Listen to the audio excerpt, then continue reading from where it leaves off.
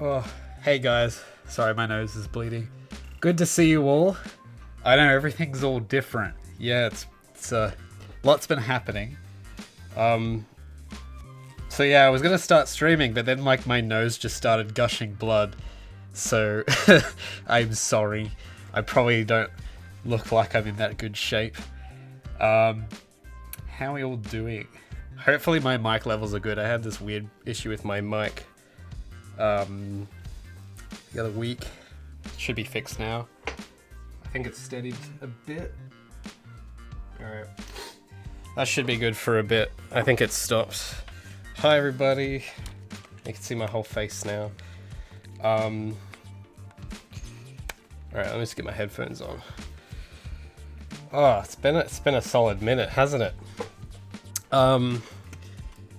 So today I was like, I took a bit of a break from the project for a bit. I'm not sure how much more time I'll take off, but I got really bored and I just started like fiddling around, and I'm like, hey, maybe I should stream some of it. So I'm going to be doing just a few small tweaks here and there. Nothing too big, but I thought it might be fun to just hang out. There's quite a few stuff I think I've changed since, because after I did my last video, I did some more work and then I took a break. So there's a few things that you guys might have missed. I'll see if I can go through them. We got people redeeming hydrate already. Thank you.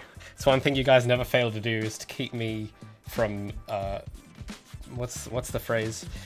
It's keep me from dying of dehydration.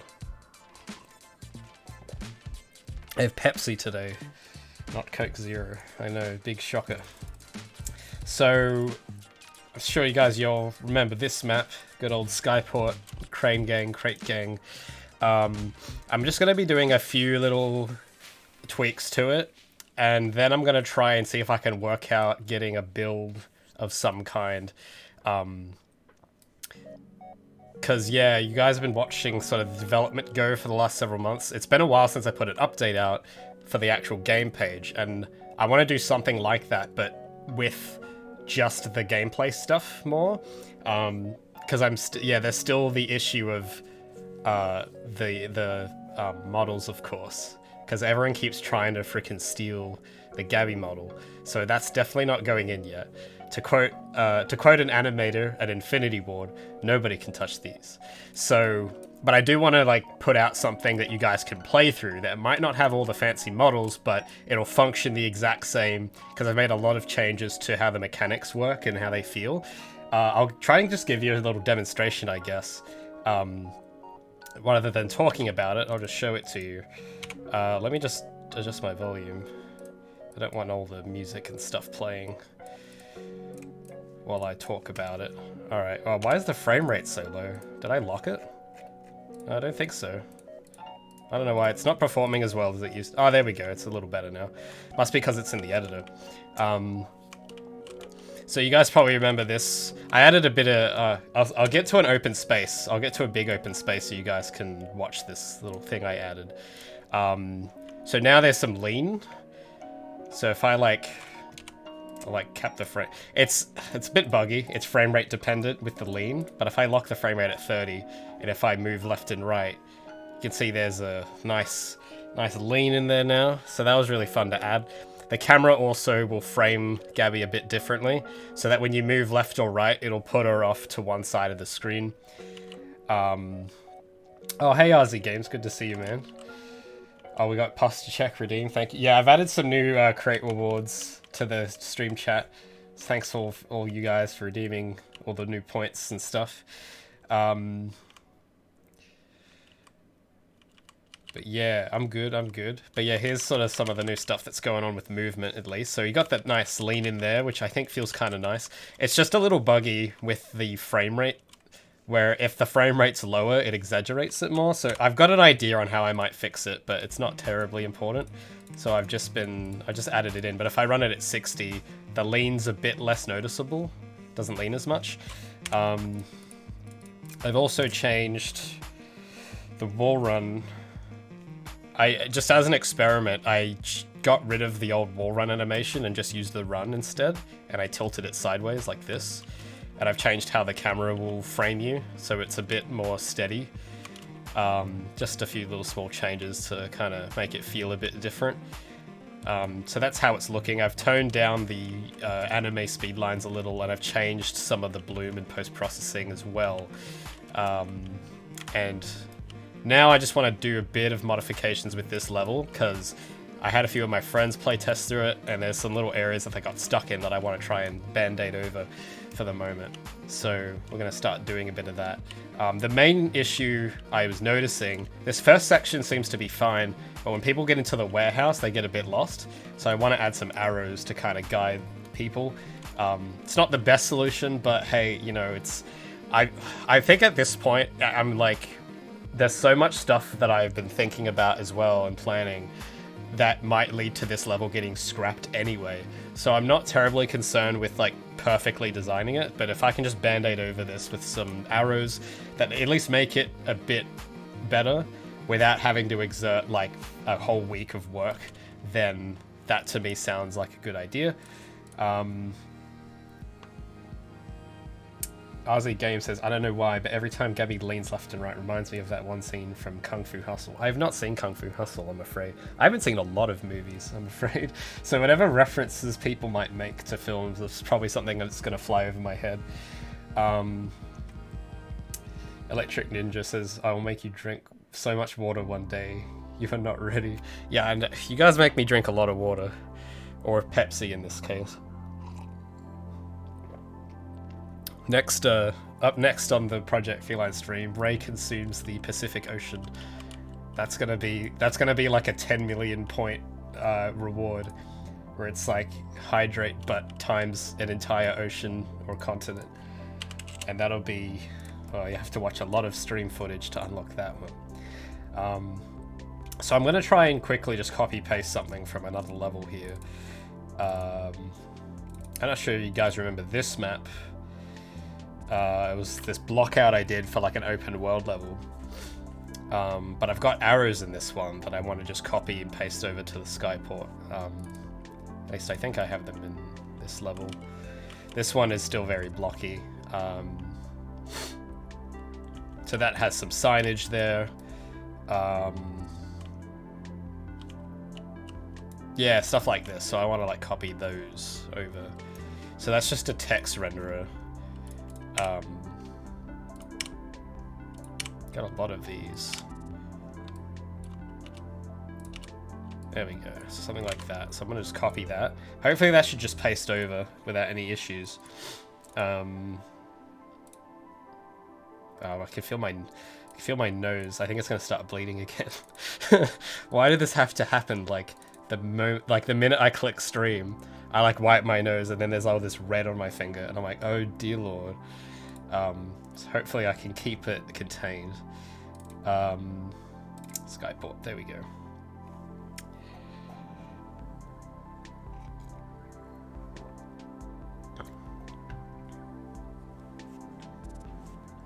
So, gonna paste some arrows. Let me minimize a few of these windows. I've got a lot of windows open on my other screen. Now I can see the chat. Okay, sorry, I had the chat minimized. So now I can see what you guys are saying. Merce 77777. I'm not going to read out all those sevens, but you get the idea. It says that he's glad he caught the stream. Well, thank you. Yeah, it's weird. I didn't think anyone would come because I know I've been kind of a bit of a ghost lately. But I appreciate your comment. I'm surprised that like there's like what 30-something people here already. So thank you. Very cool. Glad we could just come and chill. All right, hold on. Give me a second here. I have like a bunch of layers and stuff that I have to be careful about.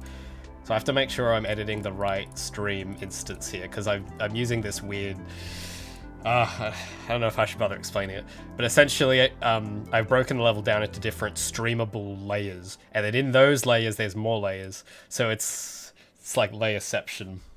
But essentially, I've got this one map that loads in that's just got the geometry on it, and then another one with just the lighting, and one with just the enemies.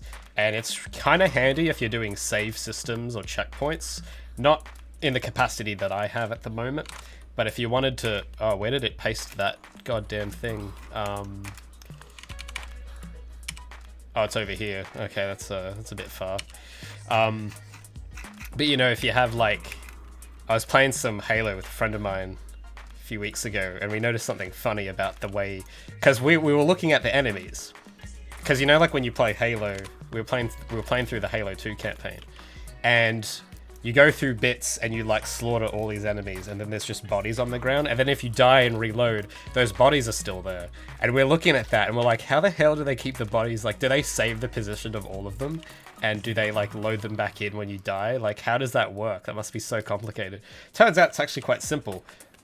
We figured out a little trick you do with Unreal that can kind of give you the same effect as in Halo, where we believe that the different levels of AI and stuff are loaded in on a different level that loads in asynchronously to the geometry, so that let's say you die, it reloads like a bit of the gameplay that's ahead of you for the bit you haven't done, but anything that's past before the checkpoint you've done, it won't reload that stuff, and it'll keep it loaded, so that it's when you respawn, it's actually not respawning or reloading anything else. It's just keeping it all there, so you can go back and see all the blood splat and the bodies and weapons, and they're all persistent. Whereas the stuff ahead of you, if you like kill a grunt and then you die, it'll reload the stuff that was ahead of you so that they will respawn because you haven't got that checkpoint yet. And I think that's how it works roughly.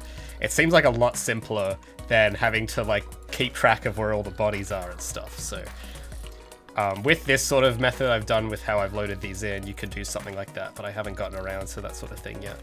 So just give me a sec here. I gotta flip this arrow around this way. So yeah, I just want to like put some arrows around so that people really know, like, make it real obvious where to go. Oh, what was that? Oh, I'm Samedi. Sorry if I'm butchering these names. Thanks for the Control S. And Mer7, thanks so much for the Twitch Prime subscription. Thank you so much. Thank you, my dude. Appreciate it. And Saber Slay, thanks for reminding me to hydrate. RZ Games. Didn't catch the Sonic Riders stream. Is that archived? No, that was a disaster, dude. That was like horrible. I tried streaming Sonic Riders last... when was that? That was maybe a month ago, I think. But then my internet decided it just said no, we're not going to do that, and my uploads went really bad, and it was super choppy. There was like lag every other second, and I just went, no, yeah, we're not. The weather gods, the internet weather gods have decided today is not the day. So yeah, I think I just ended the stream and I didn't keep a backup of it anywhere. But I don't know, maybe we'll do a Sonic Rider stream now that I'm into... I don't know if it's actually any better, to be honest, but no one's complaining, so I guess it is. So hopefully maybe we could do a Sonic Rider stream. That might be fun. Excuse me. All that Pepsi building up. So I might put the arrows like there. Alright. Oh, excuse me. Now this little thing, yeah, I'm gonna... People kept trying to slide under that, but the collision is just slightly the wrong shape. But I might just change Gabby so that she can... There's the lower threshold of height so that she can just slide under that thing. Okay, I gotta put another arrow at the end here. I don't know why my frame rate is so bad in this area. Like, even for me. I know for you guys it's locked at 30, but for me it's like really bad. Must be an editor thing. I haven't really touched this map in a little while. So let me, yeah. Now, these aren't going to be flush against the wall, but I don't really, it's not important really. It's just to kind of give people an idea where to go. So it's just going to be a very quick improvement. It's better than not having them.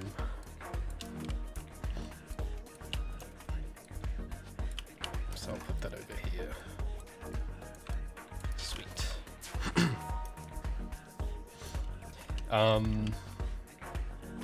What's gonna be next? Alright, so this area is a little... I think down here, someone kept getting stuck here, so I'm gonna have to put one of these arrows down here. For all these enemies. Yeah, there's been a lot of... It's been interesting developing this map. Since I started my break, I've just been like doing a lot of planning mainly, so I kind of haven't really had a break at all. I've sort of just been doing bits of work here and there and like planning ahead and trying to figure out where this will go, and there's so many things that are gonna probably change. So I'm not terribly concerned that this map is flawless, because it's at the state now where I kind of want to just do a different map now, and maybe this will get scrapped, but it's better than not having a map sort of thing. So it's like that thing where you make it, you learn a lot from it, and it's like, okay, that was a cool exercise, and it kind of teaches you about what you want and what you don't want, and then you can like go and start moving on to the next thing, I guess. So it's been a very interesting experience to make all of this from scratch, because I didn't have much level design experience before this, so that's been very enlightening. Because it's weird, I never thought I would put so much work into a level and then decide, oh yeah, I'd be fine with throwing this out. It sounded crazy to me a few months ago, but now there's so much other stuff I want to do instead that I don't mind as much, which is kind of strange to hear me say. But while the level's here and while it's the most polished one, I just want to touch it up a little so that it's like ready to be shown, and you can play through it reasonably. It's just these arrows here I'm not terribly certain about. Maybe I'll move those against that wall instead, like that. I just have them floating there. Could be sci-fi. Could be floating text. And then there's these crates that I want to get rid of, because someone kept trying to climb them. It's like they're just there for decoration, really. Maybe I rotate this a little bit too.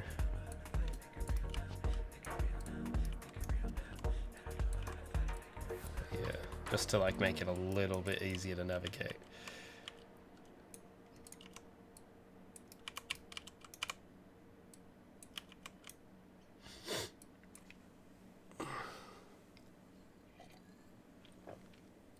Thanks for keeping me hydrated, boys, as always. Alright, what to do next?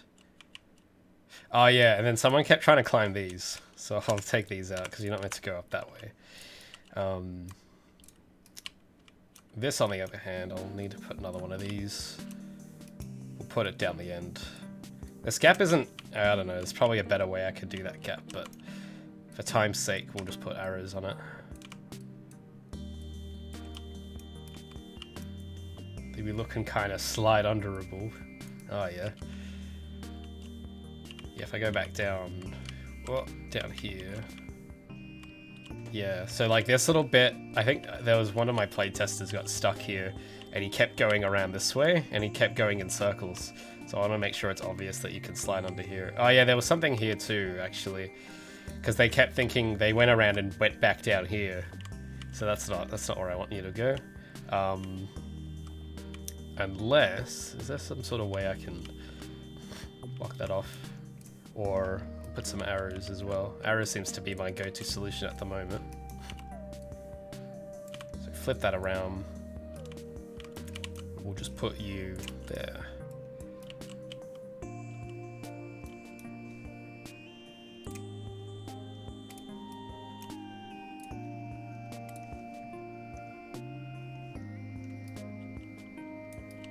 Highlighted message from E-Man. Profile picture is a good way of luring people in, but your content keeps them here. Is that so? Really? That's interesting. What's so alluring about my profile picture? It's just it's my little character from the game. Little gabsters over here. Just, you know, drawn nicely. And not this model. Well, hey, if it lures them in, hell yeah. Let's get him them viewers. I gotta make these a bit smaller.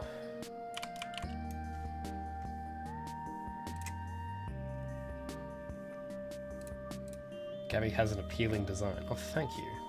I'm flattered.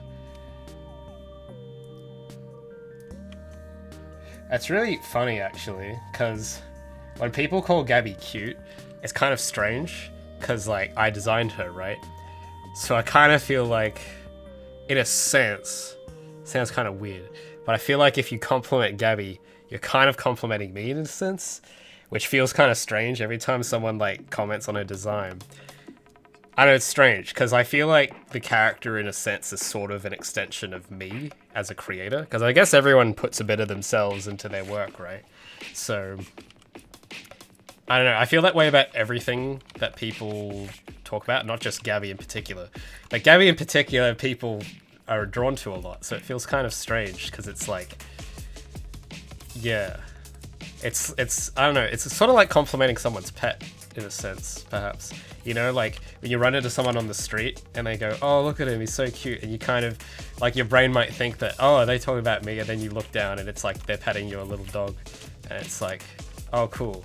I wonder if they like me as well. That'd be sick. But yeah, no, it's just kind of funny. And in another sense, I kind of feel like a bit of a protective dad, where it's like, you know, like the stereotype dad meme where he, like, gets loads shotgun with intent. Stay away from my girl. But no, it's all good. You guys are all pretty nice. You're very supportive of the Gabsters. You help her climb crates. You guys are good friends to her. Treat her well with respect. You don't try and steal her geometry like some people. No, you guys are cool.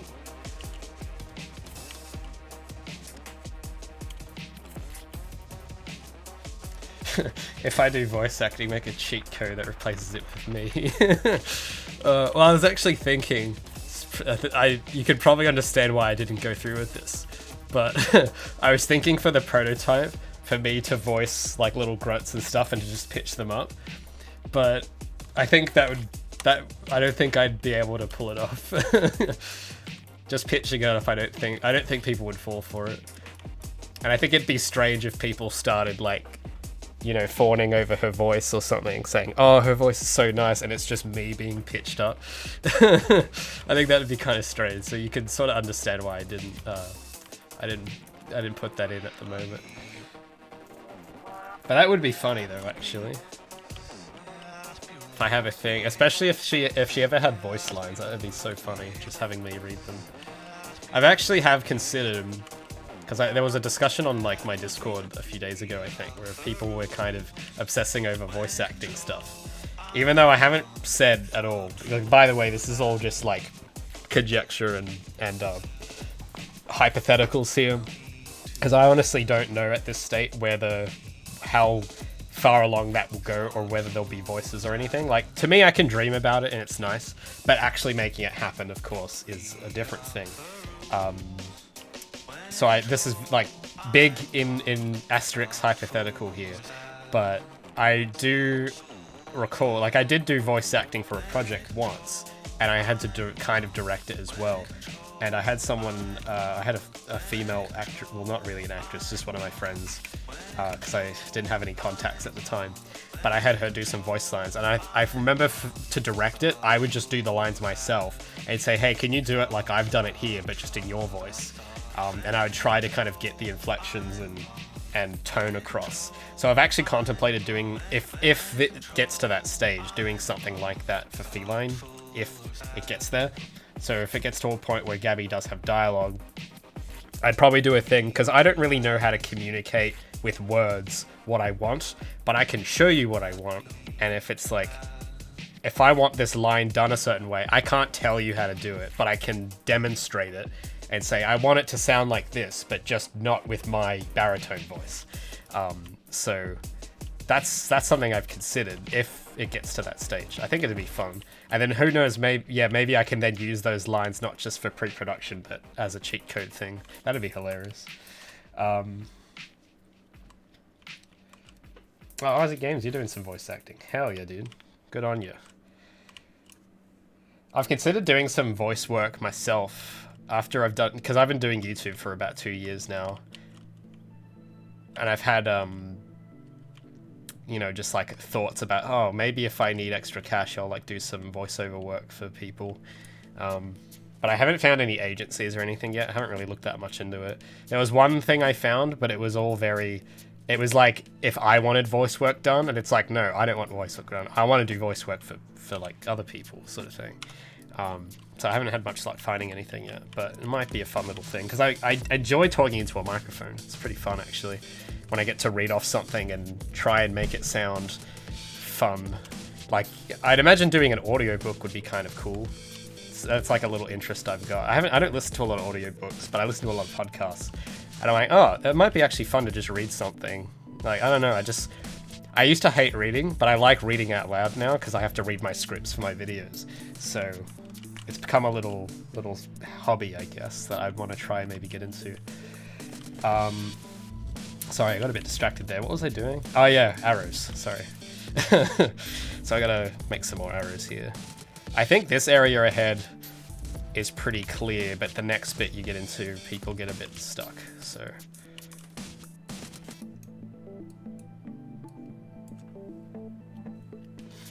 So whatnot. Oh, good to see you here again, man. Thanks for coming by.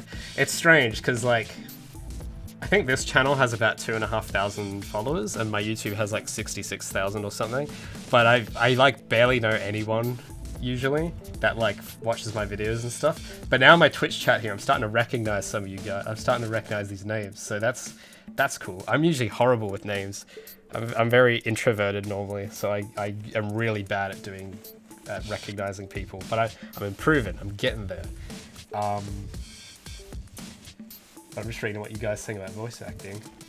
So Whatnot always wanted to get into voice acting.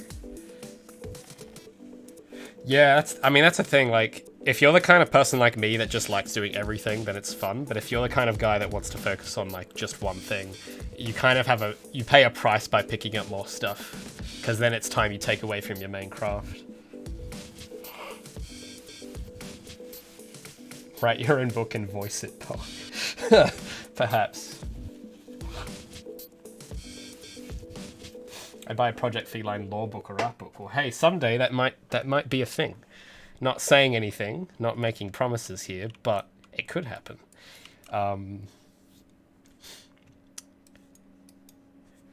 If you guys want a little voice demo, maybe I could like give me a script for me to read, and I'll read like the first sentence of it.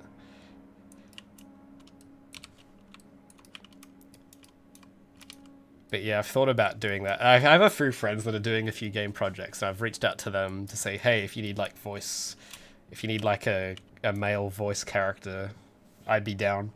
I haven't heard anything back yet though, so they either found someone else, or they're slowing down the project a bit, perhaps. Birmingham says, closest I'll come is cowboy accents. Yeah. Accents are really interesting. I've got a very strange accent, as maybe some of you can tell. It's weird. I always try and get people to try and guess where I'm from. So far, the top recent ones I've been seeing is the UK and Canada, which are both wrong, by the way, but it's funny. Oh, thanks for the posture check, my dude. Yeah, I've got a new posture check crate reward now, because I noticed that I slouch a bit, so I've tried to adjust my chair to be a bit more ergonomic, but a good old posture check's always nice.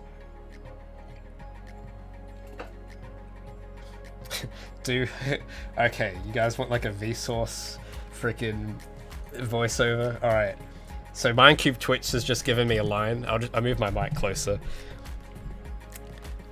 Maybe someone should make like an animatic of this next line. So I'm just gonna read what Mindcube Twitch has done here. Hey, Gabby here. Where are your legs? How much do legs weigh? And why are they important? Alright, there you go. Hope you enjoy that little nugget. Thanks, Mr. Mindcube Twitch. No one's getting an Oscar for voice acting enemy grunts unless it's LOU2 I don't know what that stands for, that acronym, I'm afraid. I don't play a lot of games, funny enough. I miss out on a lot of releases. But I do know that the Halo fucking what are they called? Halo grunts. The what are they called? God damn it. The Covenant. They have some good screams. I like them. It's actually funny enough, I didn't know this before, but this might surprise you guys. But the Halo elites grunts from the first and second games, I think, are actually Sergeant Johnson's voice lines reversed and pitched down. So that's funny. When I like noticed that, I was like, oh, that's really cool. Last of Us 2. Oh, right, okay. I've played the first Last of Us. I haven't played the second one yet. I'm waiting for it to go below $40 Australian, and then I'll pick it up. Last I checked, it was 50, so it's close. Brand new, it was like 90, and I'm like, I want this game, but not that badly. Unlike Paul Blart, someday you'll die. What are these quotes you guys are throwing at me? These are gold. Isn't the first Last of Us technically the first of us? I mean, you're not wrong there. You are not wrong.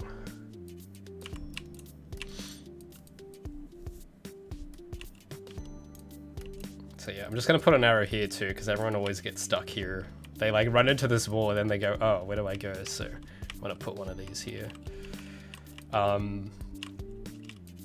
Maybe I should put one of these on the other side too.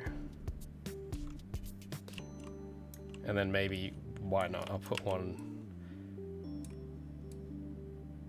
here.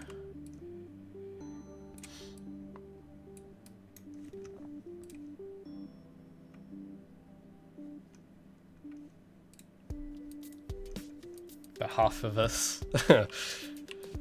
Oh man, it's been a while since I've heard about, since I've seen an Avengers meme. I remember when Mr. Thanos was very popular. Now I don't hear about him as much.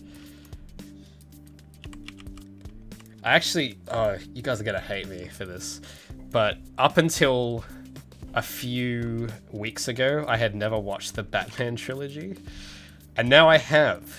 And my god, I was missing out. Those are incredible films. And I know it's shocking. I've gone my entire life so far without ever having seen them until like last week. So now I don't know, maybe that's something that puts your mind at ease knowing that I've watched them now. But god, those are incredible. And the and I watched that new one that they got, Joker with Phoenix, what's his name? That also was pretty amazing. So that kind of movie, it does say a lot about our society, if I do say. Pretty good performance. But yeah, it's interesting because now I kind of prefer. I've never much of a DC guy. Like I had just never consumed DC stuff. Like I knew who Batman was, I knew who these guys were, but I never really got into them.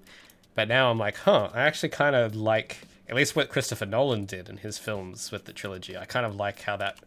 I prefer it over the first Iron Man film, for example, or some of the Marvel ones. Even though I think the Marvel characters, like design-wise, are a bit cooler in my opinion. Like Iron Man, like come on, how could you? Iron Man's so cool. That damn suit of armor, pretty epic. But I don't know, the way the films were directed for the Batman trilogy, I think was really well done. It's the kind of thing to me that feels like I kind of forget it's a superhero film until I look at the costumes and I'm like, oh, it's a superhero movie. But it feels like just a movie that's kind of transcends the genre a bit. But I think that's because it came out a long time ago, didn't it? I think that's what everyone was saying at the time. And now I'm just like having my Internet Explorer moment of like, hey, you guys know about this Batman movie? But no, it's pretty good. Traveler from the South, very cool name, says, most memorable line in any game would be, the Dragon's Tone of Bleak Falls Barrow. You already found it. Yeah, good old Skyrim. What a great game. There's so many lines I remember from Skyrim that I'm trying to recall them all now. There's so many.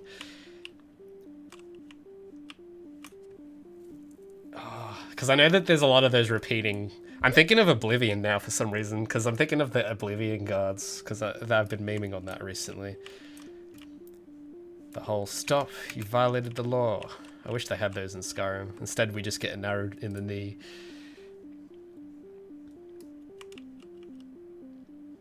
Yeah, here we go. Here we go. We've got it. We got one here, boys. I used to be an adventurer like you, but then I took an arrow to the knee.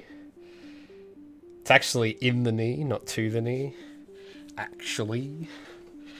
It's funny. Most people misquote it. But I'm going to be that guy. I'm going to say it's actually in the knee.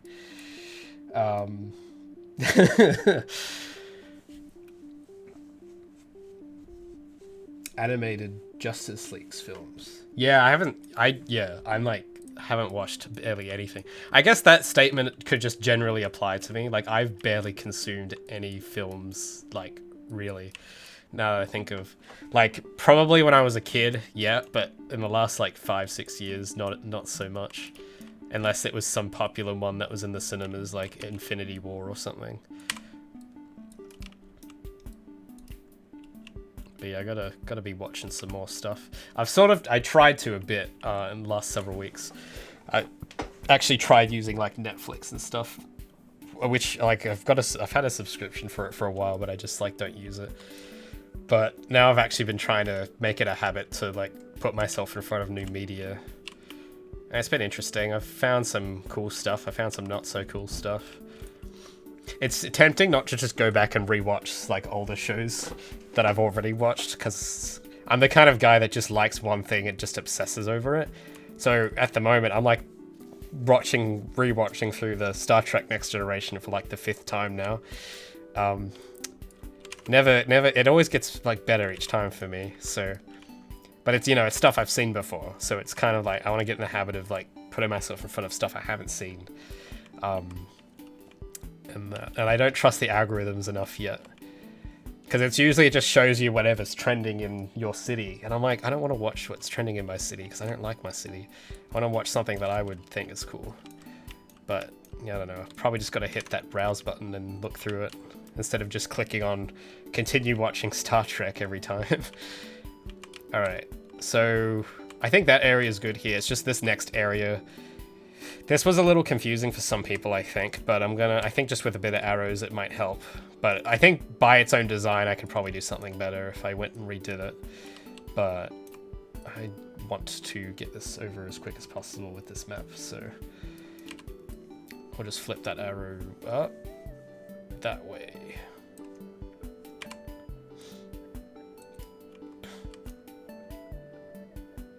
Then he shows that arms watches are D&D actual plays. I'm not sure what that is, but it sounds D&D related, which is cool.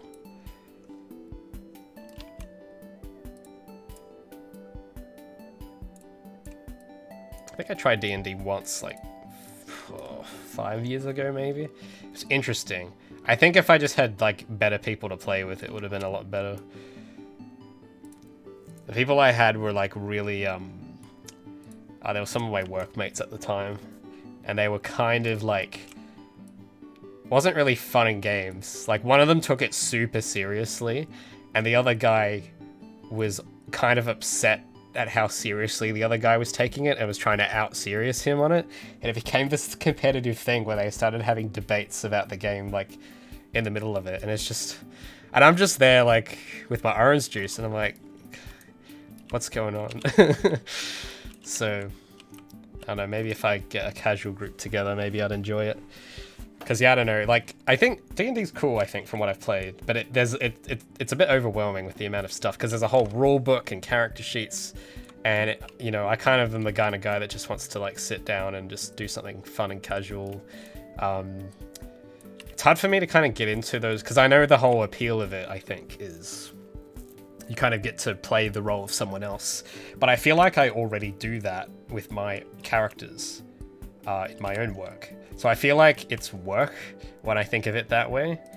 And I kind of, I don't know, just, Because I think there's some groups that take it like super seriously, and some that are a bit more like, they just kind of make like, it's sort of just like a fun, oh, what ridiculous scenarios could we get into sort of thing. And that sounds like kind of what I would want, apart from like a very hyper serious, you know, constantly checking all my stats and stuff sort of thing. I don't know if that even exists for D&D, but yeah, it's just like, I don't know, for me it's always seemed like a huge commitment, so I've always been kind of like scared to get into it after my first experience. Single player D&D, also known as writing. That's right. Yeah, I do a bit of that sometimes, so yeah. RZ Games wants to learn C++. I want to make a Dreamcast, but that stuff is so complicated. You mean the Sega console Dreamcast? Is that even possible? I wonder. But hey, dude, if you want to learn C++, man, go for it. There's heaps of tools out there. I probably should learn a bit myself, actually, because Unreal's based on C++, but yeah. But I'm not going to at the moment, because, I don't know, priorities, I guess. But someday I might, if I get time. Oh, thanks for redeeming Hydrate. I was actually getting a bit thirsty, though. Trevor from the south, he's got a good hydrate sense. He knows when to hit that hydrate. Some of you guys like spamming it, and that's like cool, but it gets me overhydrated. And you know that you can die from drinking too much. Even water. I meant in water, like hydration. What is it called? Water poisoning. I don't know if that exists for Pepsi. I don't know if the same rules applies, but maybe.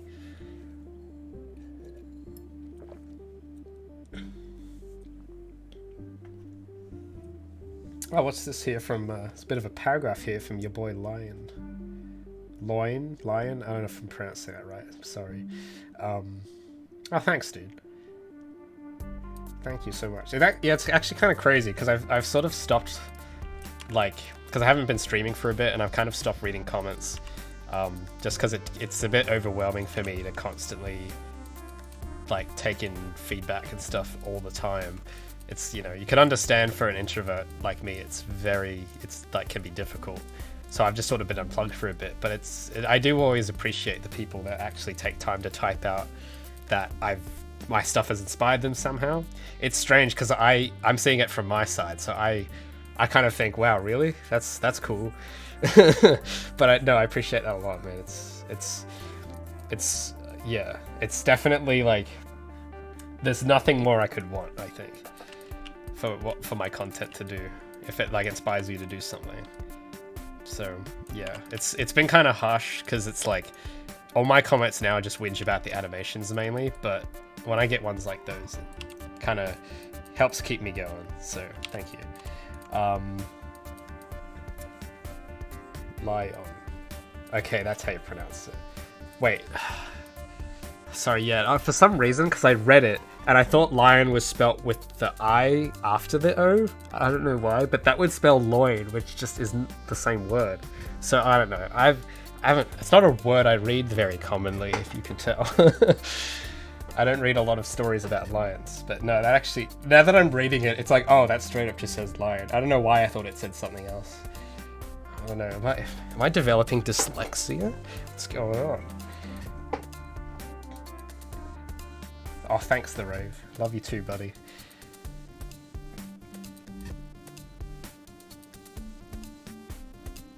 The most important thing, says the name is this. Nice username, by the way. But he says the most important thing you need for D&D is friends. So that rules me out. Yeah, me too, buddy. That's the one variable that is like, that's like a gateway to entry sort of thing. Having those commodities known as friends.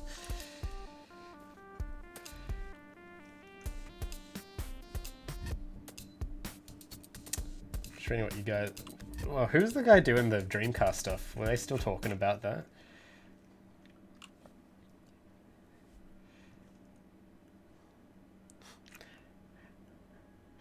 Alright, guys. Yeah, okay, I can read the word lion now, okay? I'm reading it here. Thanks, Mr. Sir Whatnot. Very helpful. I am now aware that loin is not an animal. I don't even know if that's a word. It sounds like a word, but I don't know if it is. And I'm not gonna Google and check because I should be working. Tenderloin. Yeah, I feel like I've heard it somewhere. You know, like those words that you hear and you know how to use them in a sentence, but you don't actually know what they mean. I have a lot of those. I can't bring any off the top of my head. Maybe loin's one of them. It feels to me like an ingredient or like a muscle. I don't know what it is. I have no idea, but judging from how people have used it in sentences, that's what I think it is. So I don't know. You guys tell me how far off the mark I am.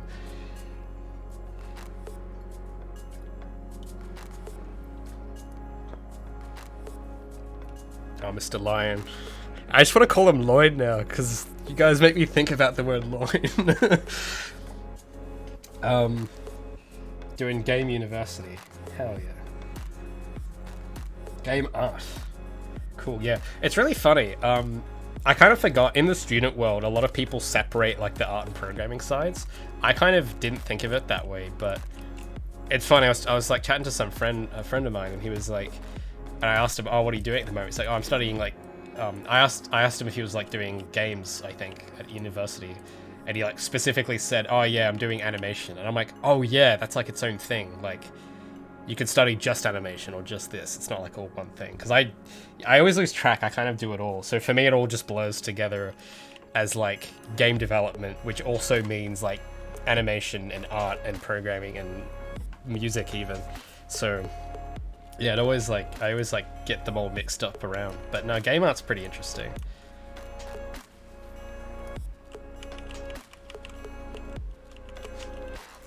You guys are not going to let me forget the word loin, are you?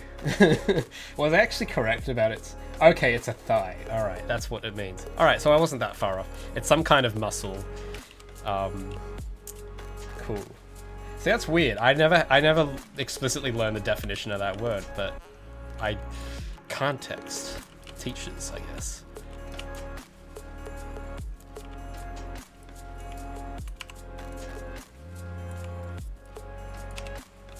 But Mr. Loin, I don't know if that's what I'm gonna call you now. I feel like I just want to because it's funny.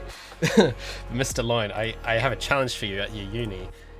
A good exercise I usually do when I was a student, and I encourage everyone to do, is, I don't know how long you've been there for, but you should always ask your teacher and look them up and ask them what the last project they did was.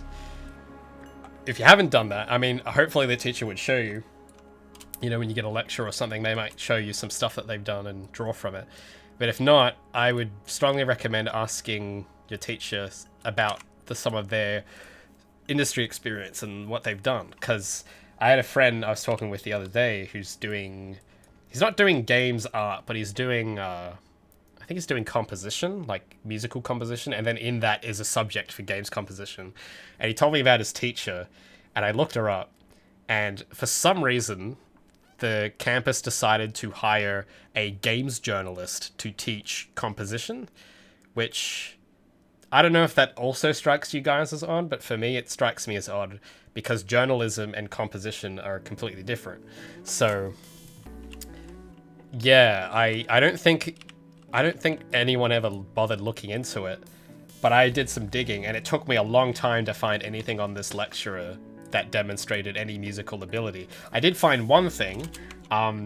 She apparently composed a score for one indie game in 2018. And to me, that's great. Okay, you've composed one game, but I don't know if that qualifies you to be a university lecturer. You know, like, I think maybe after 5 games, maybe, or 4, or, you know, more than one, perhaps, maybe a degree as well if it's uni. But I think she's got a degree in saxophone, which is cool, but it's not game composing. It's saxophone, which is one specific instrument. So, yeah, I hope that I didn't crush my friend's dreams there, but I think he might be having some doubts now. So if you're watching, I'm sorry, but I don't think that teacher knows her stuff, I'm afraid. So that's always something that's kind of fun to do for me, at least. Always try and like prod around, ask what your teachers have done, and then even in the first week, you could probably get an idea of what the course is going to be like. And this is coming from me, it might be a bit jaded because I had a very negative education experience.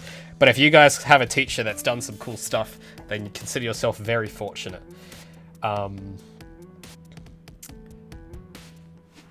Who knows? Might be their side hobby. What, the composing or journalism? From what I've seen, I think she's like a saxophone player.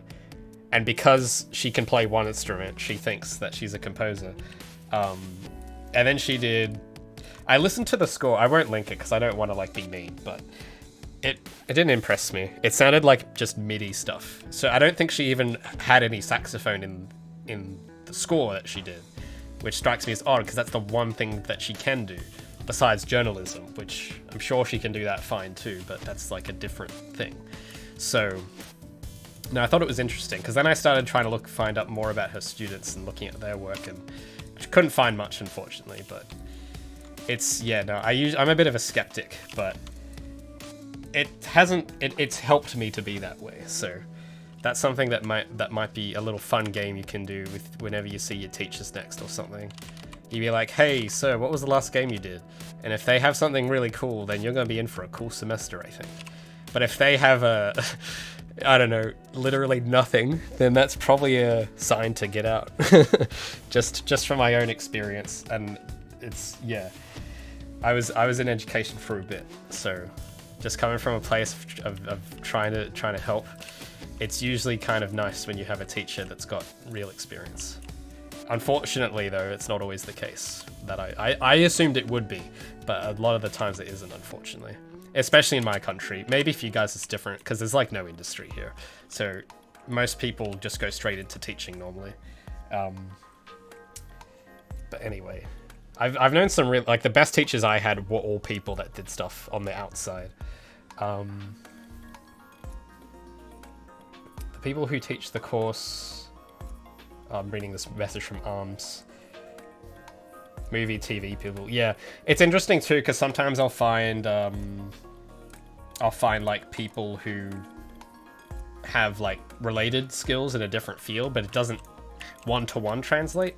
Like a lot of the people I worked with at one point, I think we were meant to teach animation, but all of them had experience with, wasn't game animation, but it was like doing little product commercials, like getting a Coke bottle and spinning it, like that sort of stuff, you know, like for adverts.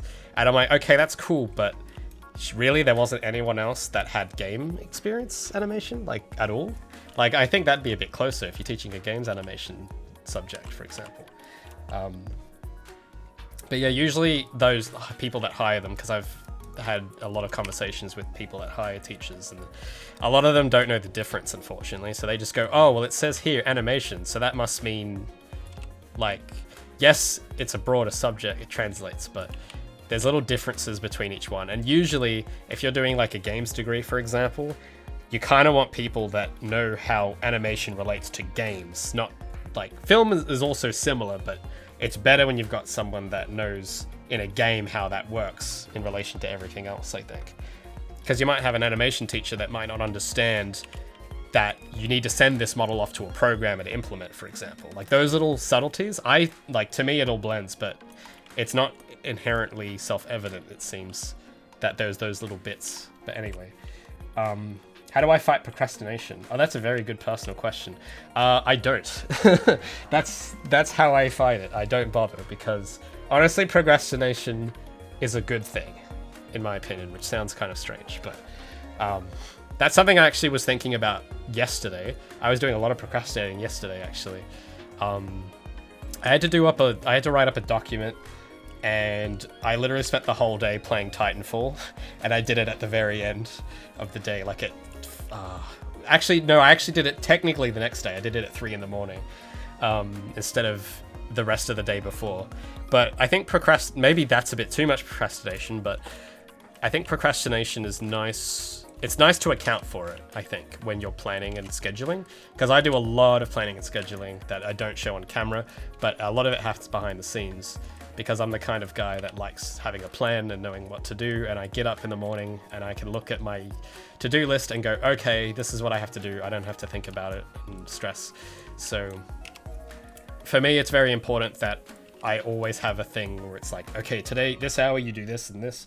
And it's difficult. It's definitely a bit of a soul destroyer when you procrastinate instead and you go way over your estimates or something.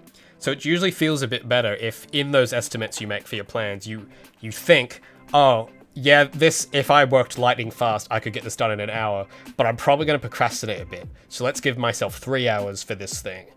And just getting into the habit of doing that has actually been helpful for me because I'm just as productive because procrastination I think the fact that it exists and that it's somehow, what's the word?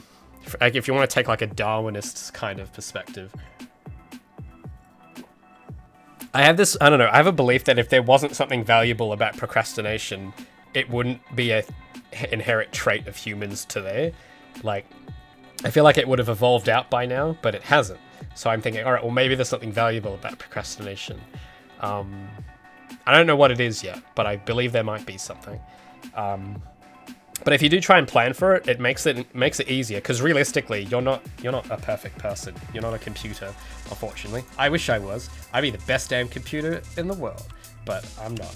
So, because to put it in Mark Zuckerberg's words, because you're human, you are naturally just going to do that. So it's kind of, for me, I try to take the perspective of, well, I'm going to procrastinate. Let's work around it instead of trying to stop it, because I don't think you can. Because it's natural. It's like trying to stop yourself from going to the bathroom. That's how I see it. It's like, it's inevitable. It will happen. You can't prevent it. There's got to be something about it that's natural, and that's why you're doing it anyway. Otherwise, you'd have way more control over it. But you don't. You have as much control over it, I think, as you would when you need to use the bathroom. So, for me, it's like, all right, well, I can't avoid it. Let's just try and factor it in. And when I set a task for, oh, I need to program the double jump. All right, well, that could do that in 15 minutes, but I know that I'm probably going to scroll Twitter a little bit, and I'm probably going to get up and get a drink. So let's give me 40 minutes instead of 15. And then it turns out what actually happens is you might even procrastinate less and surprise yourself. And if you can make the opportunity for that, that's even better, because then you kind of feel even more good about it, and you actually get the work done. So instead of trying to set these unrealistic standards, if you try and lower the bar a bit so that you can actually achieve it, then you get that good feeling of actually finishing the task. And the easier it is for you to finish the task, you get the dopamine going off, you feel good about it, and then it kind of snowballs, and you end up procrastination comes a bit less. It doesn't go away, but you can mitigate it, I guess is what I'm trying to say. You can't eliminate it, but you can mitigate it. So that's how, hopefully that answers your question, Mr. RZ Games. That's how I fight procrastination. I kind of, what's that saying? There's some like Kung Fu saying, I don't know if it's from Kung Fu, but it's like that saying of be like water or something. So that's kind of what I try to do. For me, fighting procrastination is like trying to walk upstream, and I just slide down because it's fun. Fine to slide down a river. And then if you can like account for it and work with it, I think it just makes it better. Does it mean that you're going to be like 200% efficient? No, but is anybody? I don't think so, unless you're like the top 1% of the 1%. And that's a pretty high standard to compare yourself with, so I'm not going to bother. But yeah, be like the water and slip. That's right. Or be like Ray and hydrate. But I don't know, there is something about procrastination that's inherently interesting to me. I was watching, there was some channel that I came across yesterday that, like, as I was procrastinating, I found a video about about procrastination. I don't know who it was, but it's a guy that does a lot of these, like, motivation videos. I can't remember his name now. But he basically said that he made the point that there was something advantageous about procrastination, something to do with your brain, and it's like, I don't know that much about it, so I'm no expert here, but to me it sounds like procrastination, like sometimes I get some of my best ideas when I'm procrastinating, so it's sort of along those lines where it's like, it's hard, I don't know how to explain it exactly, but it's sort of like that thing where I come up with a lot of really strange ideas when I procrastinate that actually kind of help. So I don't know. It's like the opportunity for the brain to have a bit of downtime, which is nice. It's not good constantly, but neither is anything. You know, it's good in moderation. So that's why I don't believe you should eliminate procrastination, because I think you do need some downtime generally, in the right amount.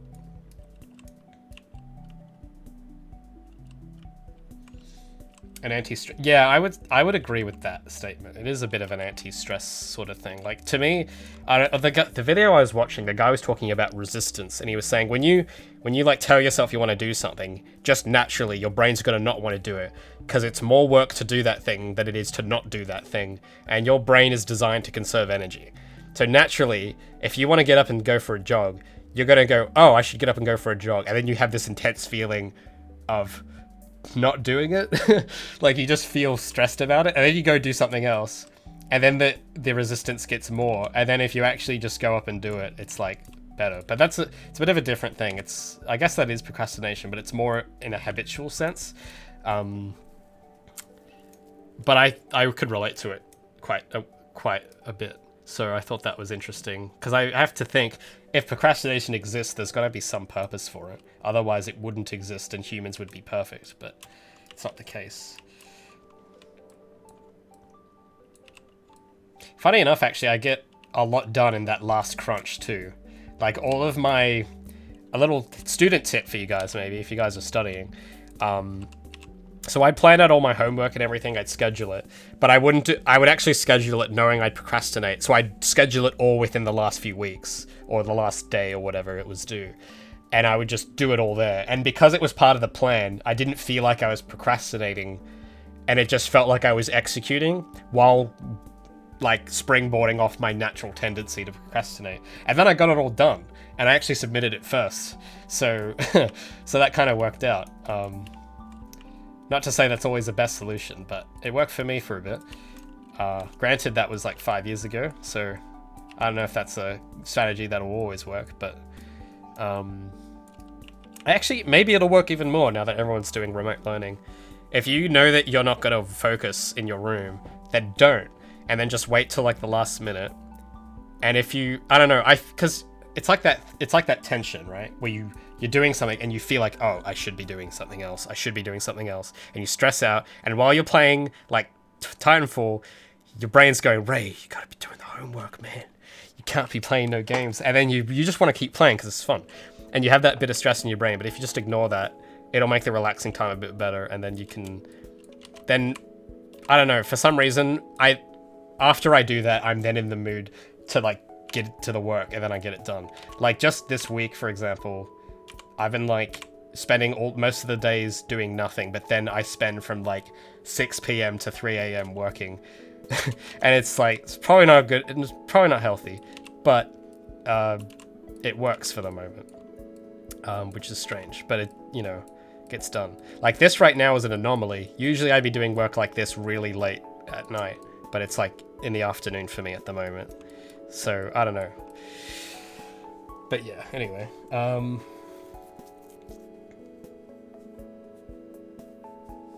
How many hydrates to shotgun a can of Pepsi? Unfortunately, I'm almost all out, so I guess one hydrate this would all go. So 1 hydrate is the answer for the rest of that Pepsi.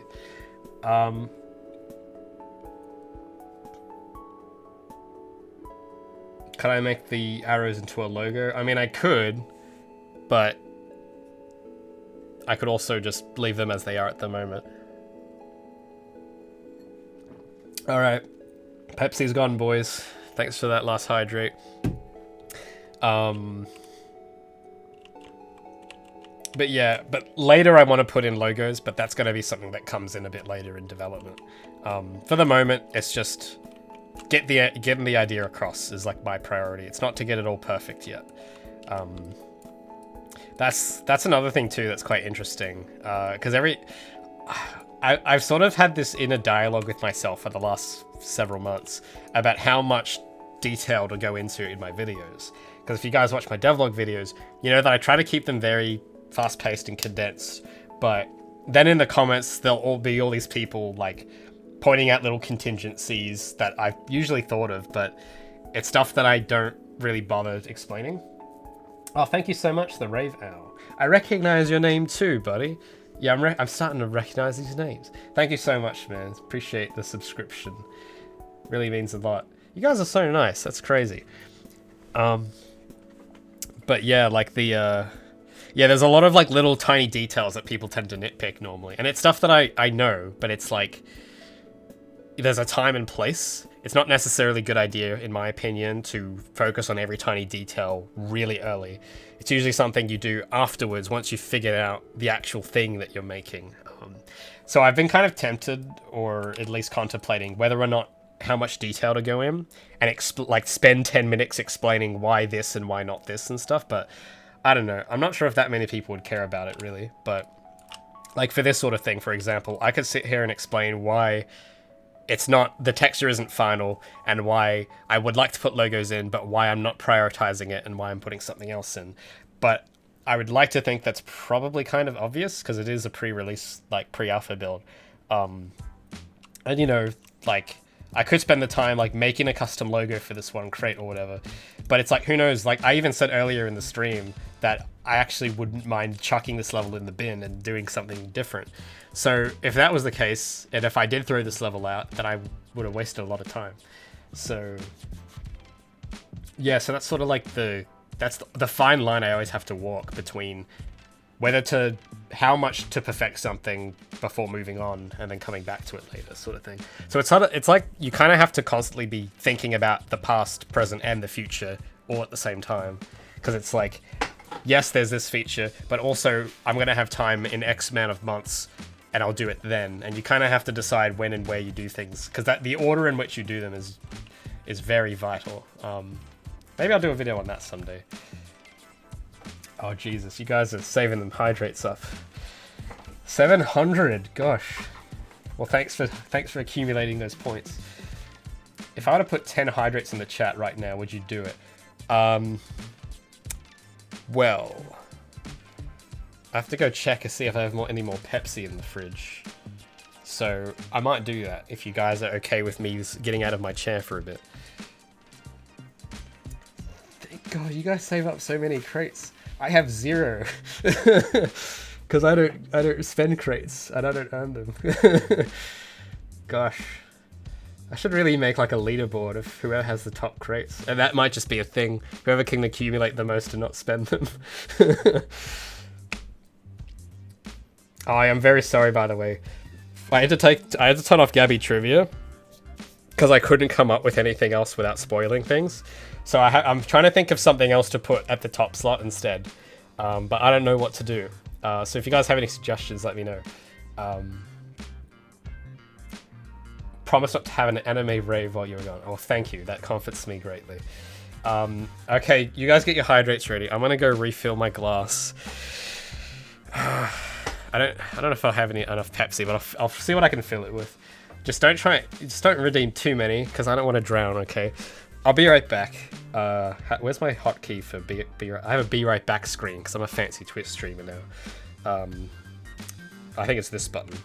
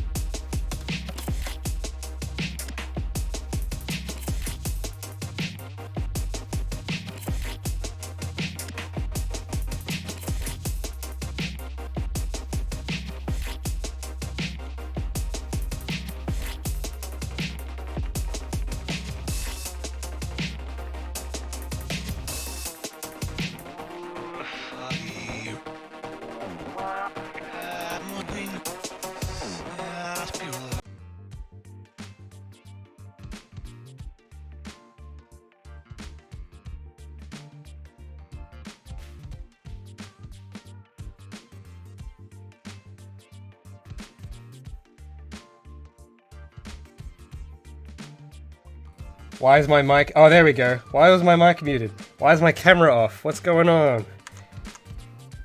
Ah, this is all broken. Damn it. Hold on.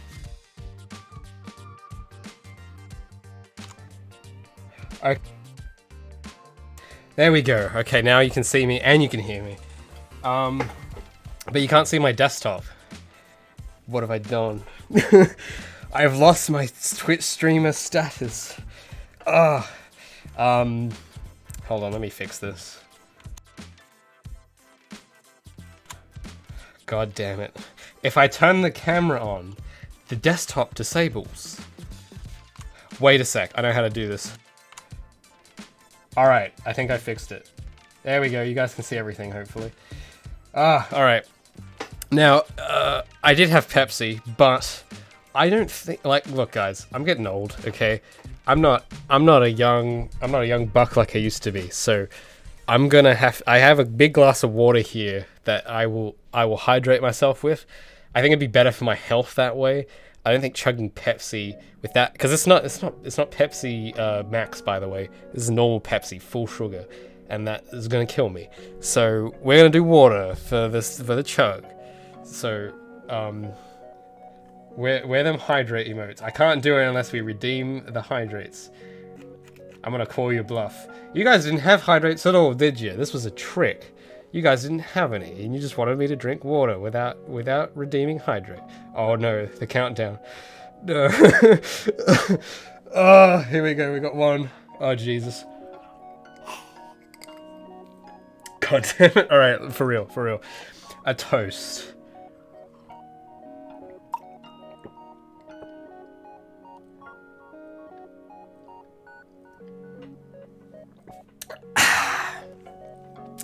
Well, there you go, guys. What a that was a lot of water. That was an ocean's worth. Well, thank you for keeping my body hydrated. All right, guys, that's enough. Okay, I'm out. Okay, no more water. It's all gone. All empty now. Oh.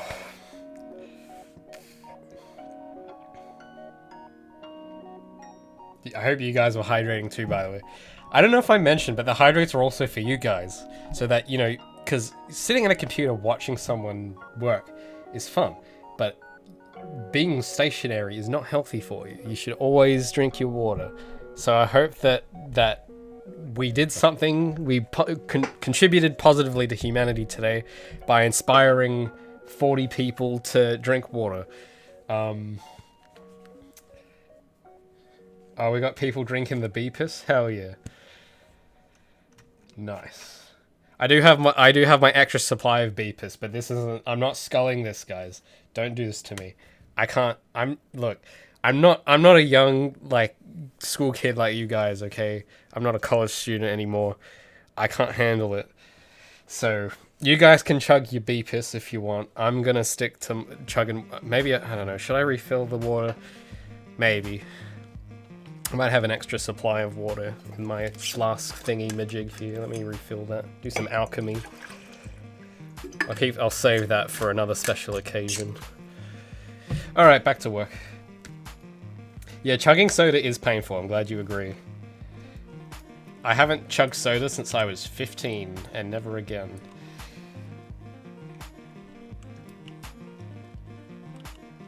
Did I change my stream setup? Yeah, I don't actually know if I think I briefly mentioned it at the beginning, but I didn't really talk about it. So yeah, like, I've like moved everything, so that's been my last couple weeks. So it looks all different. I don't know. I don't have any good lights in here yet, so I've got my desk, an old desk light here, keeping me lit. I should probably get like actual lights. It's weird because I've got my monitor on the other side here now to my left. I used to have it over to my right, and the camera would be there, and now the camera's on the other side. And I like the camera here because I'm facing my screen. I don't have to flip my image on stream, because I'd be looking the other way before, and that would look bad because I'd be looking into the distance and not towards Wait, which way is it? No, that way. So because my eye's looking that way, good visual design, you feel me? But now that I am facing that way normally, I don't have to flip my image, but this isn't my good side. My good side's here, so I don't like that, but oh well. At least if I wear merch now, you can actually read it and it's not mirrored. So that's probably a worthy trade-off. You don't get my good side, but you get my merch. So I'm fine with that. But yeah, no, I gotta get some better lighting though, because this is like underneath my bed at the moment.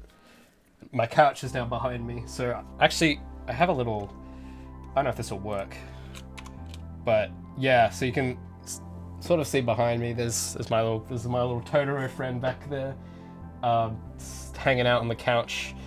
And yeah, I think, did that just clear the whole chat there? I don't know why it did that. Oh well. So yeah, I've got an extra little window to show the full screen there.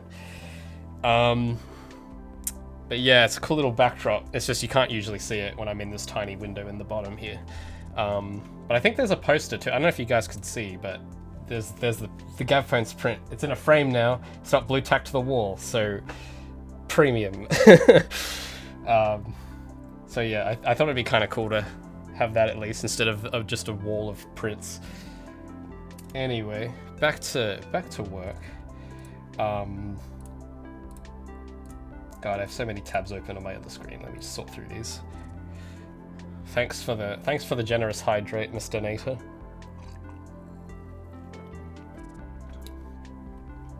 Thanks, username in use, for sticking around, buddy. Appreciate it.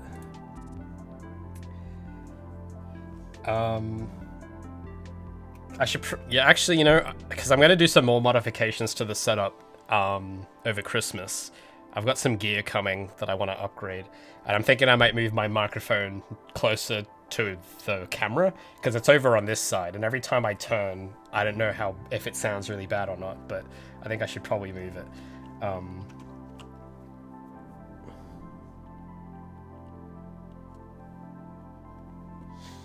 But yeah, anyway. Sorry, my brain just blanked out there. Arrows, that's what I was doing. I was just trying to figure out what I was doing here. There we go. So, let's move some of these. I think this area is pretty straightforward. This area is pretty straightforward. I don't think I'm gonna need to put any more here. Maybe on this top bit at the very top.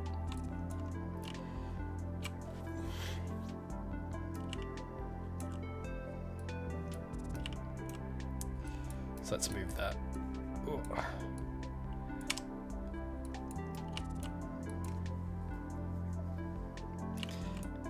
I think this area is pretty straightforward. Maybe I'll put an arrow like on that wall just in case. Oh, why is it over there? Oof. It's not where I want it. I want you here. Why's the rotation off?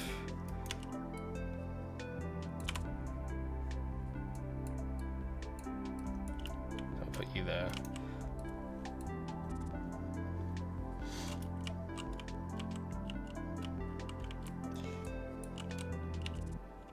Electric Ninja says, was an epic hydrate war. Yeah, indeed it was. Very epic. Maybe I should just make... Maybe need a Gabby hydrate emote. Because I got just a water bottle picture, whatever the default Twitch thing is. But if someone can like draw up Gabby drinking water, I could use that instead. That'd be kind of sick. Have I thought about making a Christmas themed Steam? It's funny. Not really. It's funny though. I was having a conversation with a friend recently about festive decorations. Because for me, decorating is quite irritating. Because I like... it's just so much work. Because you have to like figure out what decorations match each area. And then hang them up. And then... You know... Because I kind of overdo it, I guess. Not that I decorate much. But if I was the kind of guy to do it, I'd probably go too far. Because I'll look at a room and go, okay, if we put too many decorations in this corner, it's going to throw off the visual balance. And I don't think anyone cares about that stuff normally, but I do. So I find it quite stressful. It's a lot of work too, so I tend not to be very festive or decorate. Family does a little bit. We put like the stockings up, but that's all we do, kind of. I was thinking of maybe doing Christmas merch, perhaps. Like a little, sort of like as a little end of year milestone thing. Personally, I think Gabby would look very sporting in a Christmas hat of some kind. And I'm sure everyone, because now I've just mentioned hat, everyone's like, oh, headgear. How does Gabby wear this kind of headgear? And that'll be a fun little thing maybe to do. So I haven't drawn her in a Christmas hat before, so I'm gonna give that a go. And maybe put it on a shirt, perhaps.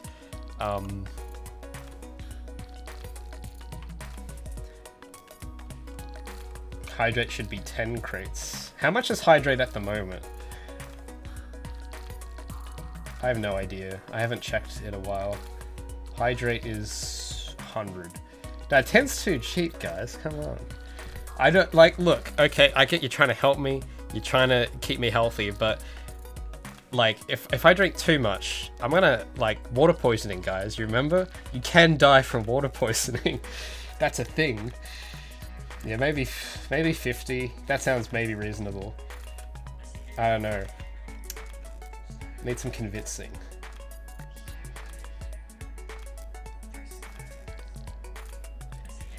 See, now this guy reckons hydrate should be more. 5k, Raymond dies on stream. Yep. Final offer. 100 is too little. Yeah, because that's the most common one I get, and I feel like it's too much, because I usually miss them, because I'm not that thirsty normally. See, there we go, there's another one. That's the most common one. I know water's good for me, but remember, you can die from water poisoning, or beepus poisoning in this case. It's possible. I've seen it happen. No, I haven't seen it happen. But you guys will see it happen if you keep redeeming them. 100%. And then we won't get no game. We'll just get a developer that really liked his water. And he's not really a developer anymore, is he? He's just a consumer of water. And that's not who I am. That's not who I am deep down. I'm more than just a consumer of water. Unless, you know, I make a water-themed game or something. You know, maybe like if you guys redeem them way too much, I end up like, it like subconsciously influences me, and I end up making all the levels underwater without realizing, because I'm just thinking about water all the time, because oh man, it's so good for me. If it's good for me, maybe it'll be good for the game, and then I just fill every space with water. That'd be epic.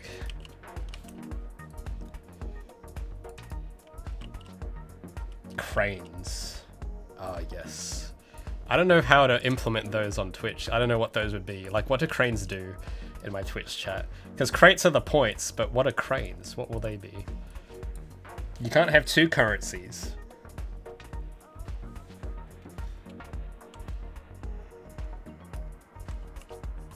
Can be drink in-game. That could be taken to mean, like, one of two things depending on how you look at it. I'm more than fine with letting her drink water.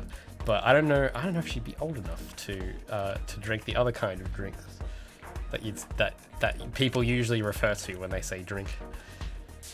Crates and cents and cranes and dollars. But that's the thing though, I can't have two currencies on Twitch. It doesn't let me do that. I can only pick one, and I just have this JPEG of a crate. So I wish I could do it that way though, that'd be sick. If you like combine 10 crates, you can make a crane. But Twitch is not powerful enough. They can't contain you guys, we're too powerful.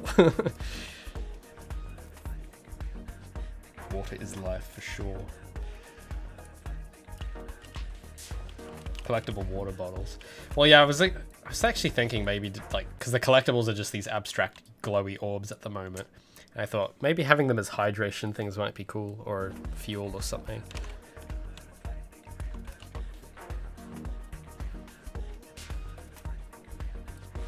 What's my favorite type of...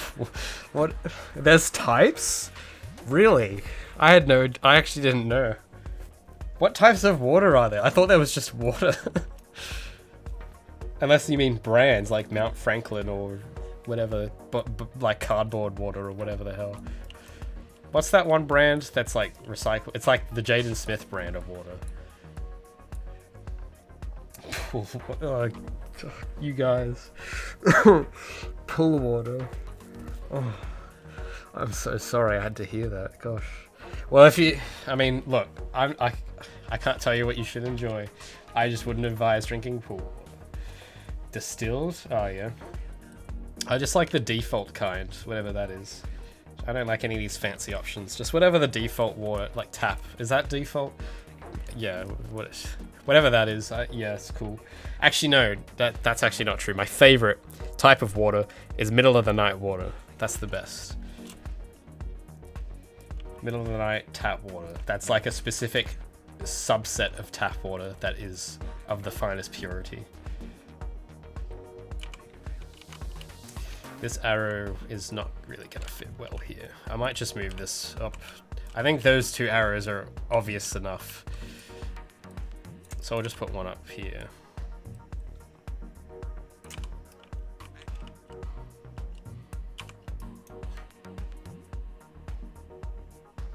No, I don't have any of the water DLCs. I'm too poor.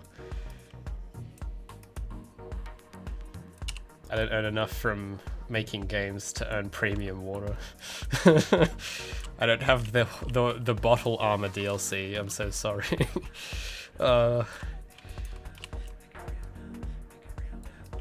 Lake water. Oh, yeah, lake water's not bad. I prefer it over ocean water. Ocean water is way too salty for me. But with bubblegum or something, it's a bit more tolerable.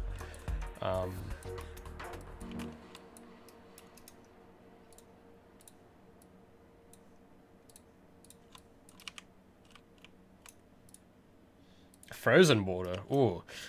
I use those in certain other drinks occasionally. Sometimes when I have a nice glass of Beepus and it's too warm, I add some frozen water components to the Beepus, and that tends to cool it down. Or if I'm having like coffee or something, iced coffee, I'll put a bit of frozen water in there. Ice water is interesting because it's like, it's good in little chunks, but if you fill a whole glass with frozen water, it's really hard to consume. I haven't found a good strategy for drinking frozen water yet, unless there's some hack I don't know about. Because for me, it's just it's so difficult to like, because you tip out the glass and because it's so dense, water, like gravity has no effect on it and it just stays.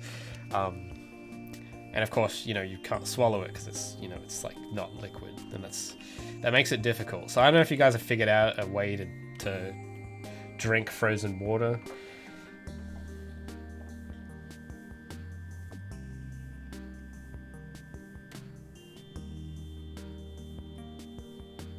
Crunch tactic. Oh yeah, I've heard of that one, but I've been a bit apprehensive in trying it. It sounds a bit risky because I don't want shards flying out going into my eyes or anything.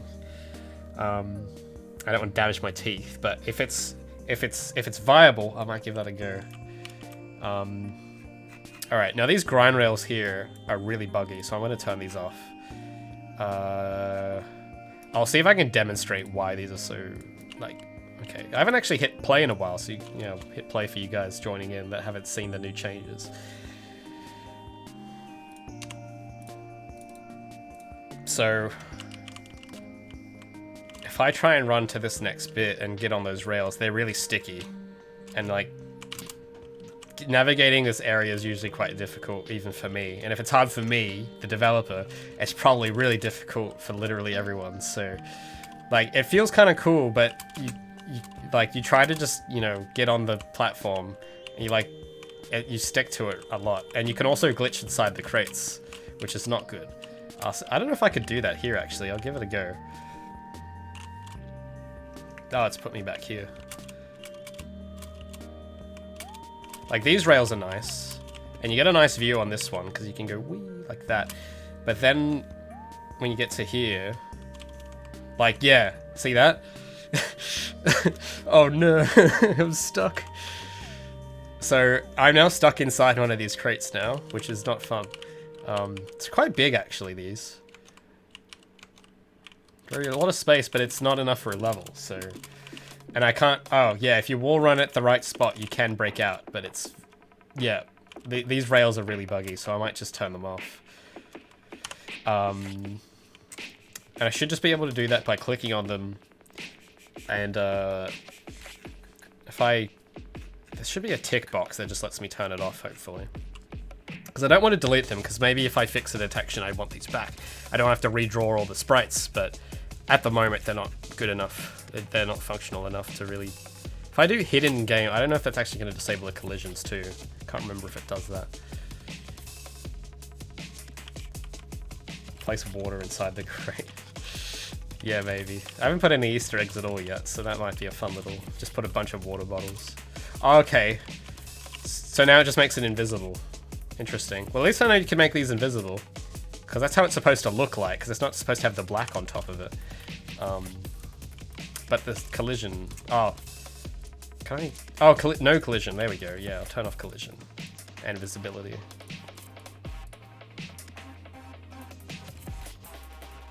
I'll hide them. Disable collision. And then that should do it.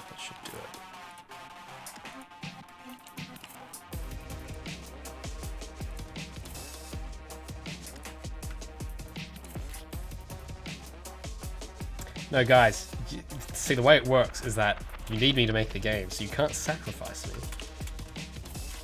Maybe I bring in a team member, and then you can sacrifice him for the water, to the water gods.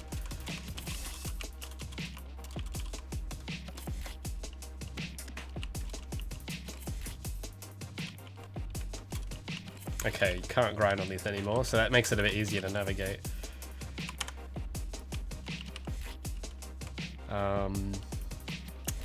Is there anything else? I think these rails too can be a bit finicky, but they should be fine now that the ones on the other side are gone. I think that's it with the changes, mainly. There's just like maybe one or two things I might have forgotten. Oh yeah, there's like colors, because I don't like these blue ones. I think they should just be white. So I might just like change some of the colors, and that might be the last bits of tweaking I do for this for the moment. So let me just like save everything. Is lighting dynamic? It's dynamic at the moment. It was static, but I don't know what happened, but even with GPU light mask, it like does not bake. It gets stuck and it runs out of memory. So I've had to just live with dynamic for the moment. But I ran this past someone at Epic, and I told him, hey, look, like I was like showing him some of the builds and stuff, and I was like, yeah, so I've also had this problem where the lighting just doesn't. And he looked at it and he said, oh yeah, you could. This is the sort of scene you'd want to have dynamic lighting for usually. So I'm like, oh, well, all right. So I'm not too worried about it. Bit of a slight performance hit, but I've tested it on a few different machines. In the editor, it runs badly because it's in the editor, but in a build, it's pretty good. And if it's even on, like, I run it on Ultra, and for me it's fine, and I have a pretty old card. But if you run it at low, it's like fine. Like, actually, is there any Linux guys in the chat here? I want to ask Linux people something. I want to talk to them if there's any. I don't know if there are because they're a very small group. But I do have the build, like the last build I released a few months ago. I do have that one compiled on Linux, but the thing is, I don't use Linux, and I have no idea how it works, so I don't know how good of a build it is, and I don't know if there's little subtleties about it that make it bad that you wouldn't notice, like, and if, for what I mean exactly, because I came from Mac and then went to Windows, and it's like a small thing, but I tend to notice that developers that don't use Mac usually make the Mac experience, like, there's slight things that kind of make it feel less polished, like, because Mac has different full screen modes. It has that, you click that green button and it maximizes it and you can swipe between it, and then there's exclusive full screen, which is what Windows normally uses, and in Unity there was, like, back when I used to use Unity, there was some option about setting what full screen mode to use, and I noticed that most devs that didn't know much about Mac would use the wrong full screen mode, even though it's kind of the same, but it's those little tiny details. I don't know if there's anything particular like that for Linux that I'm not aware of, like, but I know Linux itself is a huge pool because there's so many different distros, so I don't know if I should really bother. But back to the main point. To test it, the Linux build, I tried to boot Ubuntu from a USB. Hold on a second. Getting messages from something that actually might be important. Okay. I'll get to that in a second. But, yeah, so I essentially was, yeah, testing it on a bootable Ubuntu USB, and the game ran really poorly when I tested it. And I don't know if that's just how it ran, or that was because I was booting it from a USB. I'd like to think it was because of that, because no one else has really complained about performance yet. But when I changed the game settings to low, it actually ran really well. So it was like a huge drastic difference between low and ultra. On my computer, normally it's not that much of a difference, but on bootable USB Ubuntu, it was a huge, like 60 FPS to like 15 on ultra. So yeah, I don't know, I guess, like even in this level, that's like I was testing this level specifically with all the models, so I guess it's fine with the dynamic lighting for the moment. If it can run on a bootable USB on low at 60, I mean, yeah, it's not ideal, but it's a bootable USB, and it's, yeah, it seems to be good enough. But yeah, so if it can run 60 on low on a USB, to me that's like pretty, it's like, okay, well it's not unplayable. Like, you can play it. And that's good enough for me for now. As long as it's like, yeah, it impacts the experience, but also, like, firstly, I'm running it off a damn USB, and it's probably not using anywhere near the full capacity of my system. And, yeah, so I'm not too stressed. But, I mean, if there's anyone that actually has it installed properly in the chat, I'd like to know your feedback or thoughts on whatever builds I've put out so far, if you have any problems there.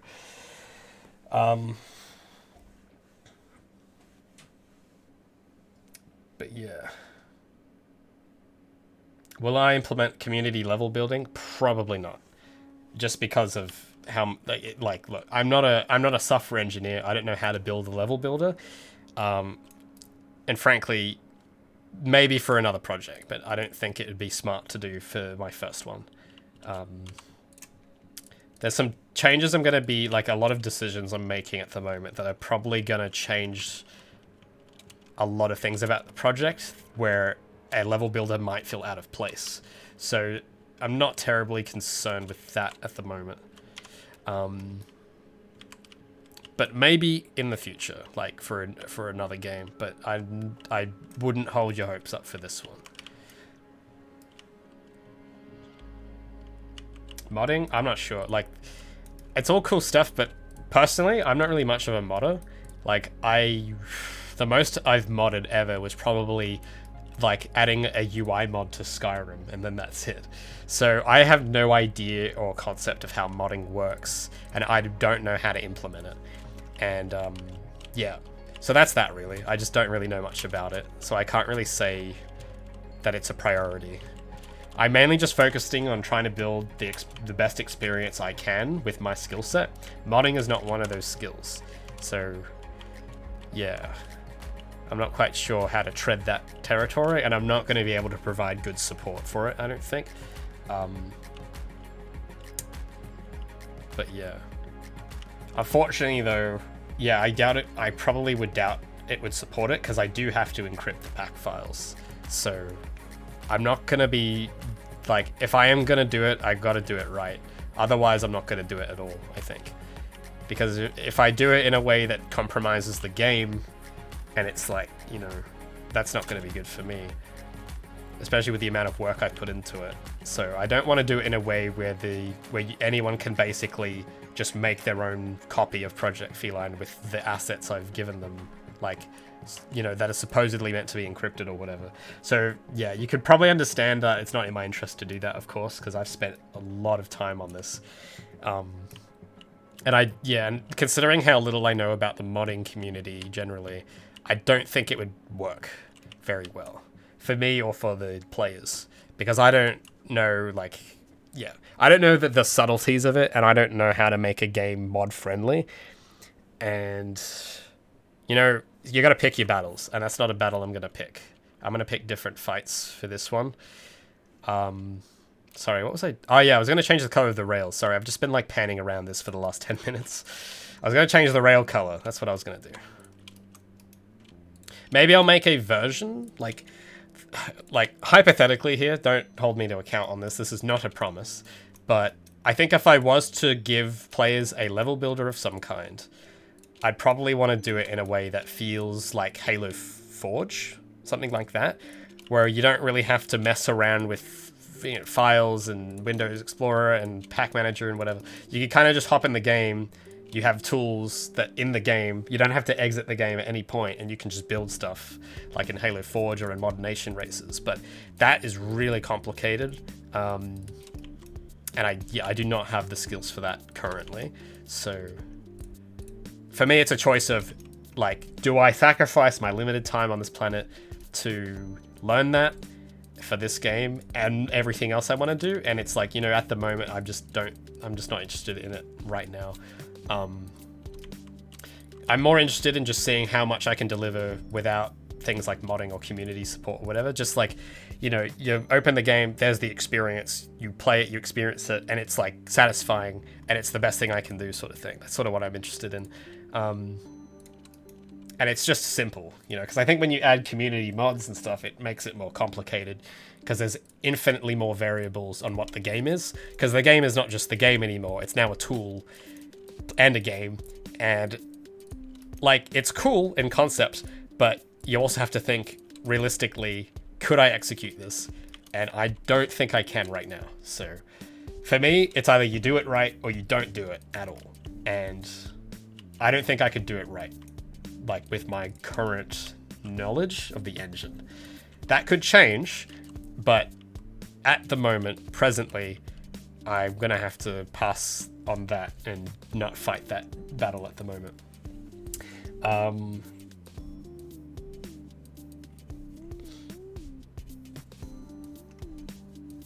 But I mean, I think a mod community would be cool, I think, but I don't think I'm ready for that yet, if that makes sense. Because I am just one person after all. I'm not like Bethesda's modding community creation club team. I'm just me. I don't like, if it's just not going to go well, I think, if everyone else knows how to mod the game better than I understand how it can be modded, if that makes sense. Like, I'm like, just from a customer support kind of perspective, because then, you know, if someone says, oh, Ray, like, I want to add this kind of mod, but it breaks, could you do this? Like, I'm not going to understand it. Like, I just, because I have limited time, I can't spend time researching every little thing. So yeah, it's just mainly that attitude of like, you either do it right or you don't do it. So if I can do it right, I might try, but I'm not going to work. If it's going to be like, if I get time sort of thing, it's not going to be a thing I'm going to promise, because I tell you right now, there's heaps of stuff I want to do that's probably going to take precedence over modding.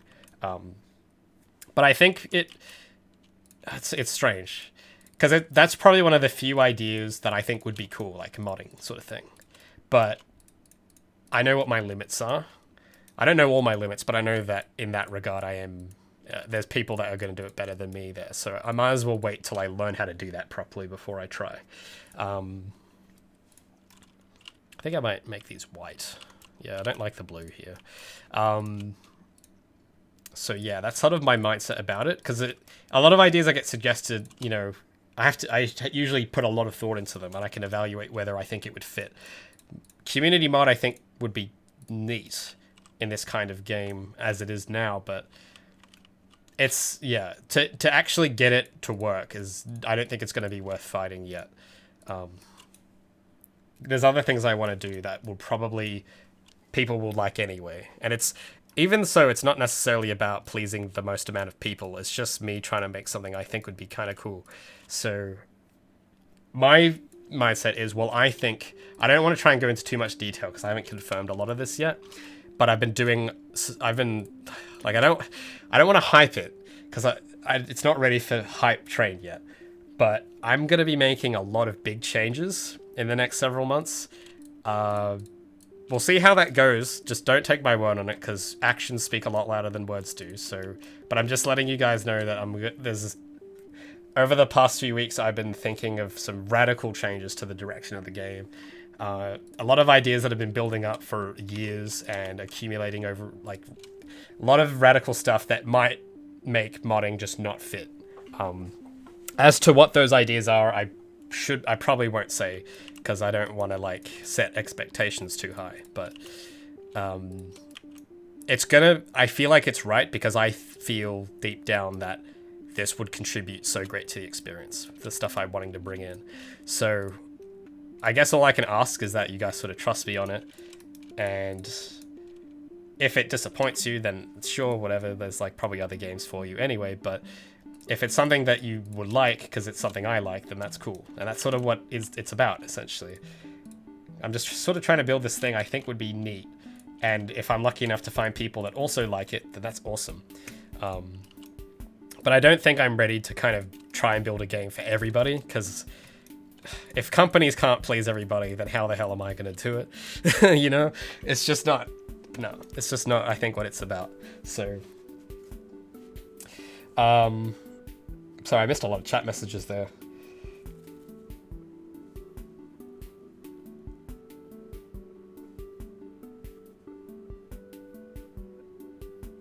There's a technical question from Status Active. I don't quite understand what the question is, but tiling, something about tiling set, like, I don't know how any of that works, so I'm not sure if I'll be able to give you a good answer there. Are you changing color of the rails on the level? Oh yeah, sorry, I'm just kind of on autopilot. It's just kind of hard to select all of these sometimes, because they're laid out in a very particular way. But I could just do that. Thanks for reminding me. Yeah, no, I just kind of autopilot. The rails in particular are a bit difficult, because if you select them, if you try and select them, how did I do the marquee select? I forgot the key. I literally just did it a moment ago. I can't remember the keybind. I don't know how I did it. But if I try and marquee this, it's going to select the things behind it. So I have to be careful with the rails. Is it planned to be strictly single? Yeah, I would say single player is my focus. Multiplayer just opens up infinitesimally more variables that, look, you either do it right or you don't do it. I don't think at the moment multiplayer I'm gonna, like, there's so many variables that I'm probably not going to be able to cover as one guy. So yeah, it's just not going to fight that battle. That's sort of the choice. But it means that whatever does get in the game is going to be good. That's like the idea. My mindset is, yeah, the game might be one thing. It might not have like 10 different modes.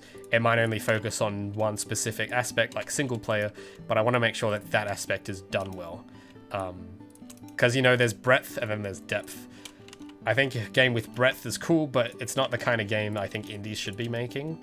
That's more of a Blizzard, Activision sort of thing, I think, where you try to make like a game with, you know, multiplayer and single player and open world and modding, and like that is so much responsibility that I don't think one person could do very easily. With time, yeah, sure, if you gave them 100 years, but you know, as I've been doing this for 2 years now, I think, and I'm starting to come to a point where it's like, all right, this is fun, but I'm probably going to be very miserable if I don't release this, like, if I don't have a plan on how I'm going to put this out, like, soonish. And by soonish, I mean, like, you know, within the next 2-3 years-ish. Like, I don't, like, as much as I love the craft, there's a point, there's maybe some of you guys relate if you're a creative of some kind, but there comes a point where you need to put it out. And the act of putting it out is a very important part of the project. It's kind of like, it's weird. You know how they say that death is a part of life? I suppose in a way releasing is a part of creating. And I think if you just make and make and make but don't release, it's not, like, it really gets to you. It's been getting to me a little bit, but I've been very patient, just trying to get it to the way I want it to be. But I understand very well that if I do spend too long trying to make the perfect thing, it just won't work, because that's not how these things go. So, oh, sorry, I'm trying to find this color, because this is supposed to be slightly cream, like these rails, and I can't remember the, okay, there's the name of the material. All right, there we go. I call it these weird names, RAL, because that stands for, that's like a Pantone palette. I'm using Pantone colors for these. Very cool. I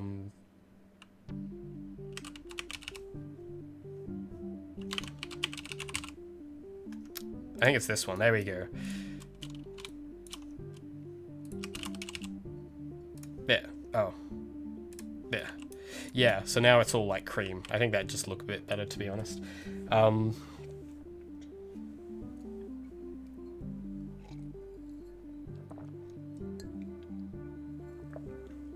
the Rayvel, reminiscing on Tony Hawk Pro Skater days. Yeah, I've actually been playing a bit of that recently.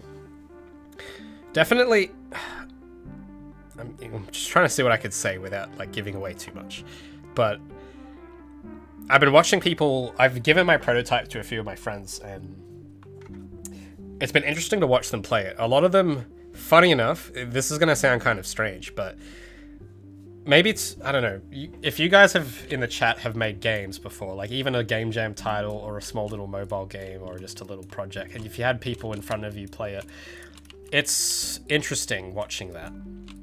For me, I had this experience where I took one of my old games to PAX once, and sitting at the booth watching people play it, especially if it's like your first game, it's actually incredible how little people like give a crap about it, like in the sense that it's actually really challenging to keep people sitting down when they could always get up and go somewhere else. So with that in mind, it's been very amazing to watch people play Project Feline and like play it for like 30 minutes and not exit to desktop. It sounds strange, but you put it into perspective, it's like, wow, you could have played this for 5 less minutes, but you chose to stay and run around this little map, not even doing the mission objective, just playing with it. And watching that has always been a huge eye-opener for me, where it's like, as long as people do that, I think I'm on the right track.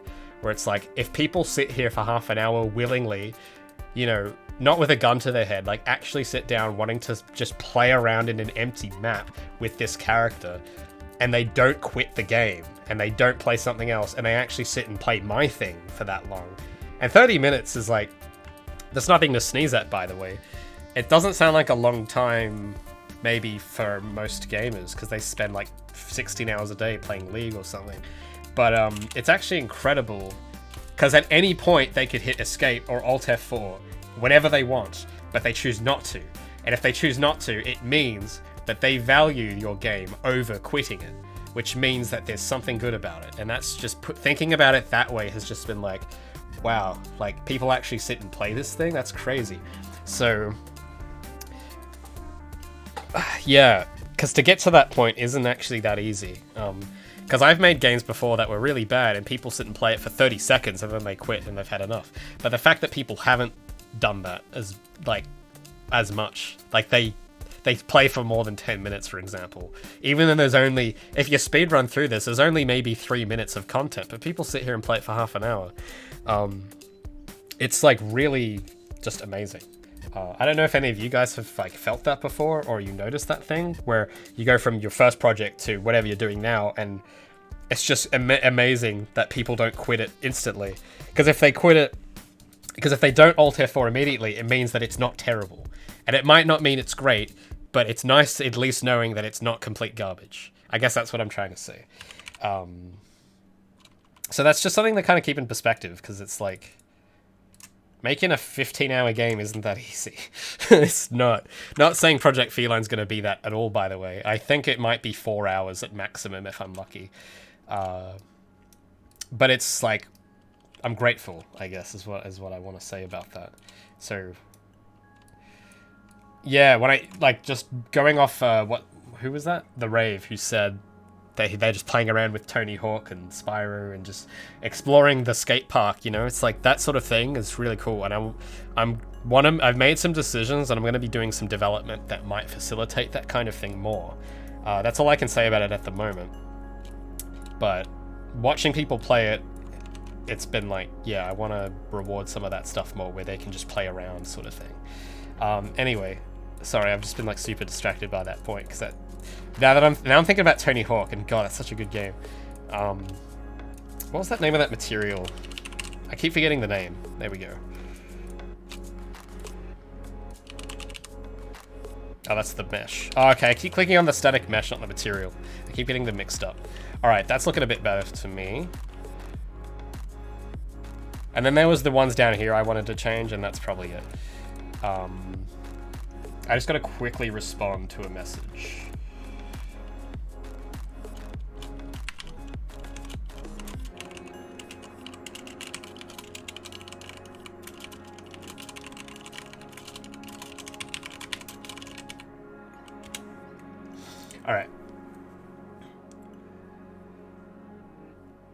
Yeah, well, that's like the weird thing is that I can't tell anymore if I enjoy playing around in my own levels because I've worked on this for so long now. Like after 6 months, even it gets super difficult because you don't see it the same way that someone else does now because you've now invested way more into it and you understand how all the like you don't really see the game anymore. You see all the mechanics and the stuff that you've made. You see your creation, not what it amounts to, or at least it's harder to see what it amounts to. It's harder to see the sum of its parts.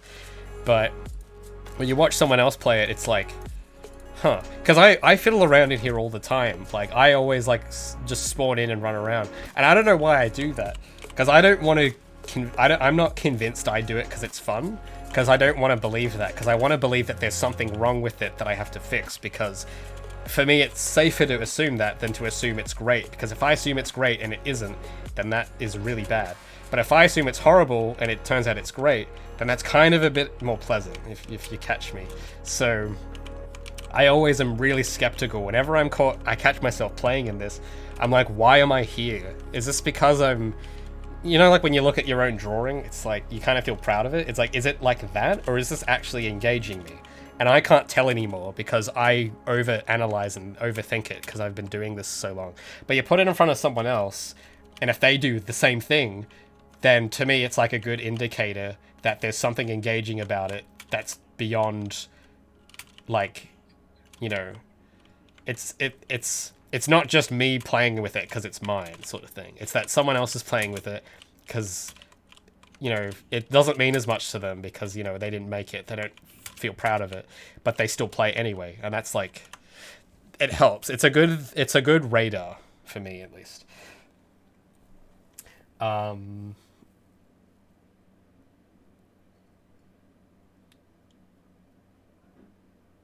That's interesting. Bomb Fuse, that's interesting. What do you mean by entertaining and fun? That's interesting. You find your game entertaining, but not sure if it's fun. I guess, yeah, I want to ask, what do you mean by fun? That's interesting. Because there's a word I like to use, but I want to know what fun means to you. Because that's, like, an interesting idea. But yeah, no, you, as I can't read these usernames, I'm sorry. I don't know how to pronounce some of these. But you do get blind at what you've made. That does happen a lot. I honestly don't see what I've made anymore. I just see this thing. I don't even understand what it is, really. It's just something I know I've made, but I don't really understand what it means. Like, I know it on a technical level, but not on a human experience level. Like, it's harder for me to see it that way without thinking about all the breakdown stuff and the code, and, you know, it's difficult. Because you don't see the product, really. You kind of just see this combination of code and art assets. So, yeah.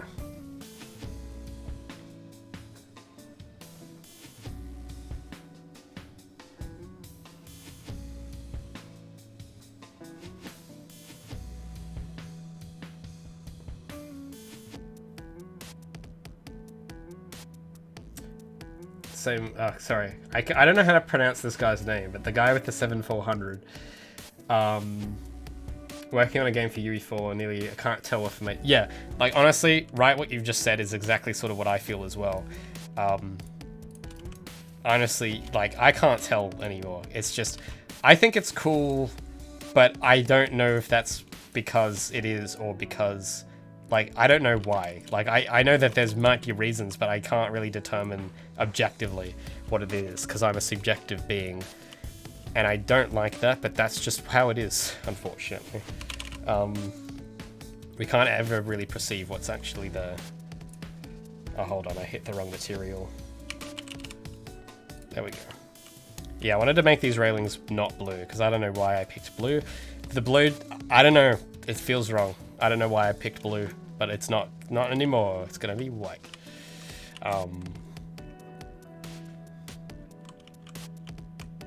Yeah, exactly. You just see your code and your content. It's difficult to see the game past that stuff, but that's why you get people to play it. But no, it's been very interesting though, just watching that. what's interesting, I guess, if you are fortunate enough to ever attend an event, that's probably the best you'll get. Because everyone you meet at a booth, it has no obligation to stay there. They're not your friends, they're not your family. They don't really mind hurting your feelings. So if you actually watch strangers play it, it's interesting. Especially if they don't know you're watching. So if you just sit in the corner of the booth and pretend that you don't work there, or you watch them from behind, or you pretend that you're just another guy, and not the developer, and you watch them sit and play, that's probably the realest experience you can get. Because the person doesn't know that they're being watched, and they can walk away at any time and not feel sad. And if they choose to sit there for X amount of time, then that's probably the real metric. It's like, they have, in that scenario, they have the most freedom to leave. And if they don't, then that means that it's probably, there's something you're doing right. If they sit down and if they 30 seconds, and if they can't even hit some people get the main menus wrong, funny enough. I didn't think it was possible, but I've seen games where I don't even know how to click play.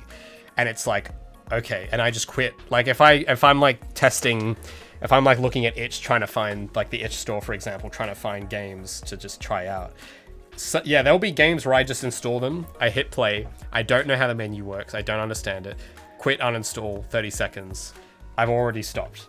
And it's like, alright, if you can get, like, anything more than that to me is so lucky to get, because it's like, if you don't lose them at the main menu, then it means you've done the main menu right.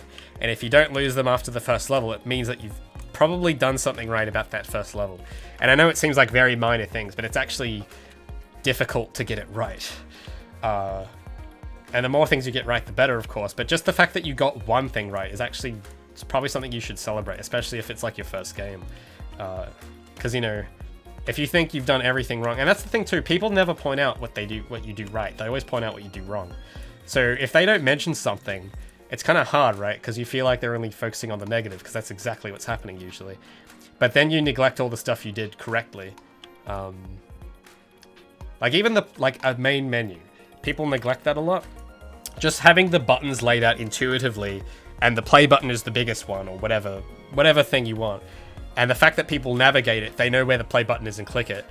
There's like 5 things there that you've done right. And it's like small things, but they add up. And nothing to sneeze at there. I think that's important. People tend to lose perspective, I think, on that side of it. Because there's so many of those small things that go into a game, and if you break it down to those smaller things and you get small things right, it leads up to doing... Because if you can't get the small things right, you are not going to get the big things right at all. So I try to really pay attention to those smaller things. Like, for example, when I sit and plop down here, right, I was watching someone play yesterday, and I think they just loaded into... They didn't even load into this map. They loaded into a completely different one. Like this one. They didn't even do the objectives. They just started running around in circles. Like, around these things. And I'm like, okay, that's funny, because, like, I just put them there as decoration, but they're running around them. And it means that running around these must feel nice. So maybe I've done something right about the handling. Like, maybe the character turning. It seems like a small thing. But if they find it... If they are willing to sacrifice their limited time on planet Earth to go around these traffic cone thingies, then shit, that's like worth something, you know? Like, I could have got that wrong, but I didn't. At least from this person's play session, from what it looked like. Or just, you know, running in a straight line. Like, if they do that and they don't want to immediately quit, then that means you've done something right about moving.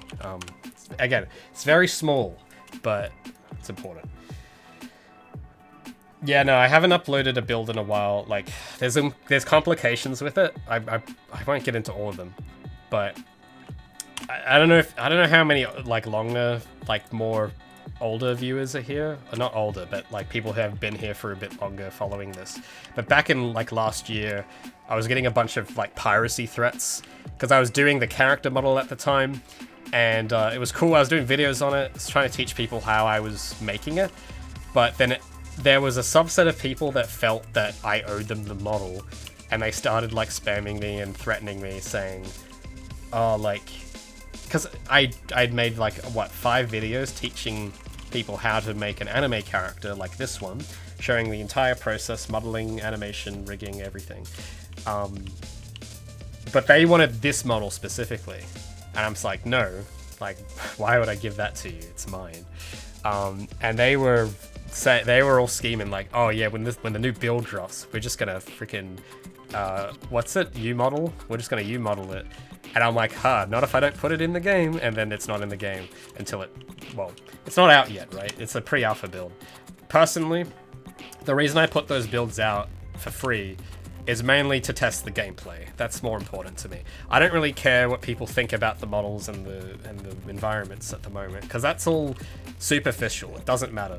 What matters is that, like, in my perspective, if people could sit down with that outdated build that looks bad, and if they can sit and play that for 20 minutes, even if it looks really horrible, like visually, if they still play it, then it's like, wow, even this thing they have played, they've taken time out of their day to play. Imagine how much more time they would take out and play if this was all in there.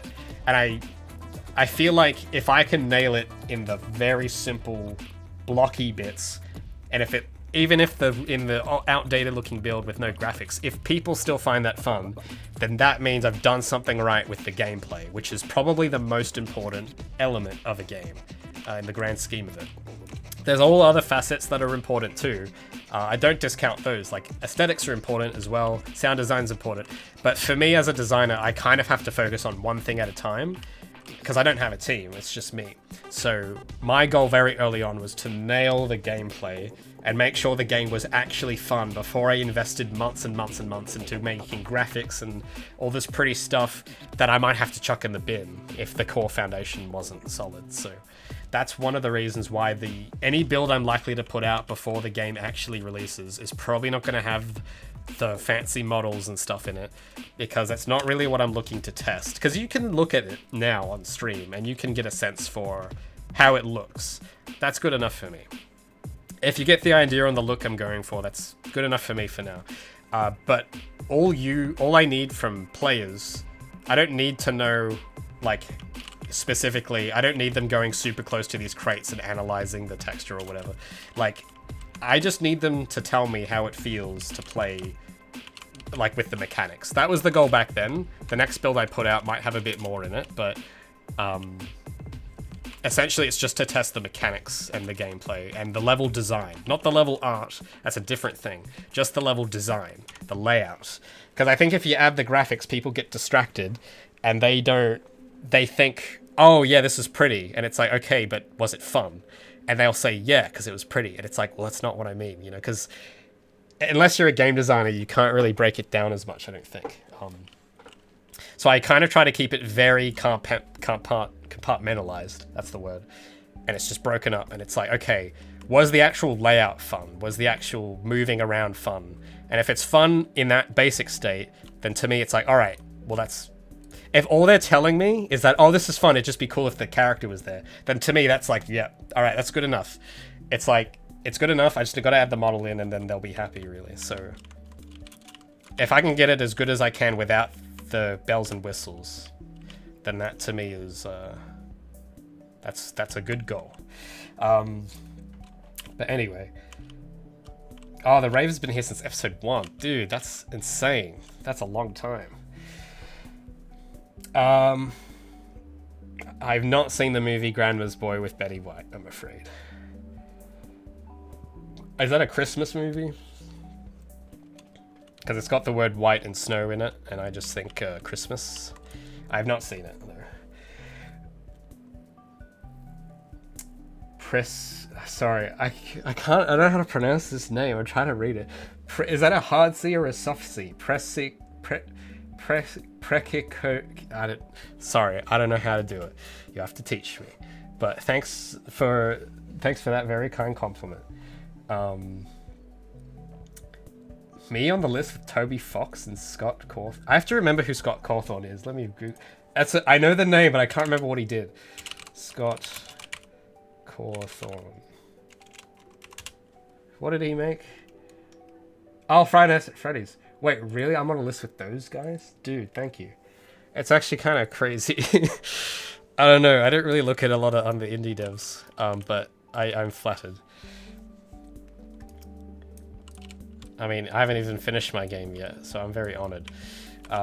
Anyway, sorry, I've just been like fiddling around this little area. I'm probably gonna head off soonish. I just want to like do one little fly through and just check on things. Let me just look through here. I think this, like this middle bit I could redo, but look, it's, you know, it's, the arrows make it a bit better. So it's an incremental improvement.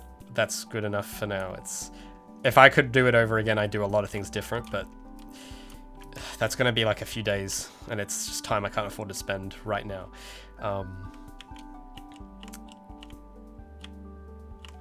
This area should be fine. I mean, that's pretty straightforward. I don't think anyone has been stuck there. Maybe down here, people do get lost, so I'll add a few more of these arrows. I do know that people get lost down here, so I want to make this... This is probably the most difficult part in this bottom underbelly of the warehouse. So I want to make sure I get that right. And I know there's probably fundamental design things I could change, but that's going to be a lot of work. If I can just do a bit of work now, like adding arrows that make it just a bit better, then awesome. So, I don't know how far to put that. I just want you to know that you're supposed to go like that way into this little bit.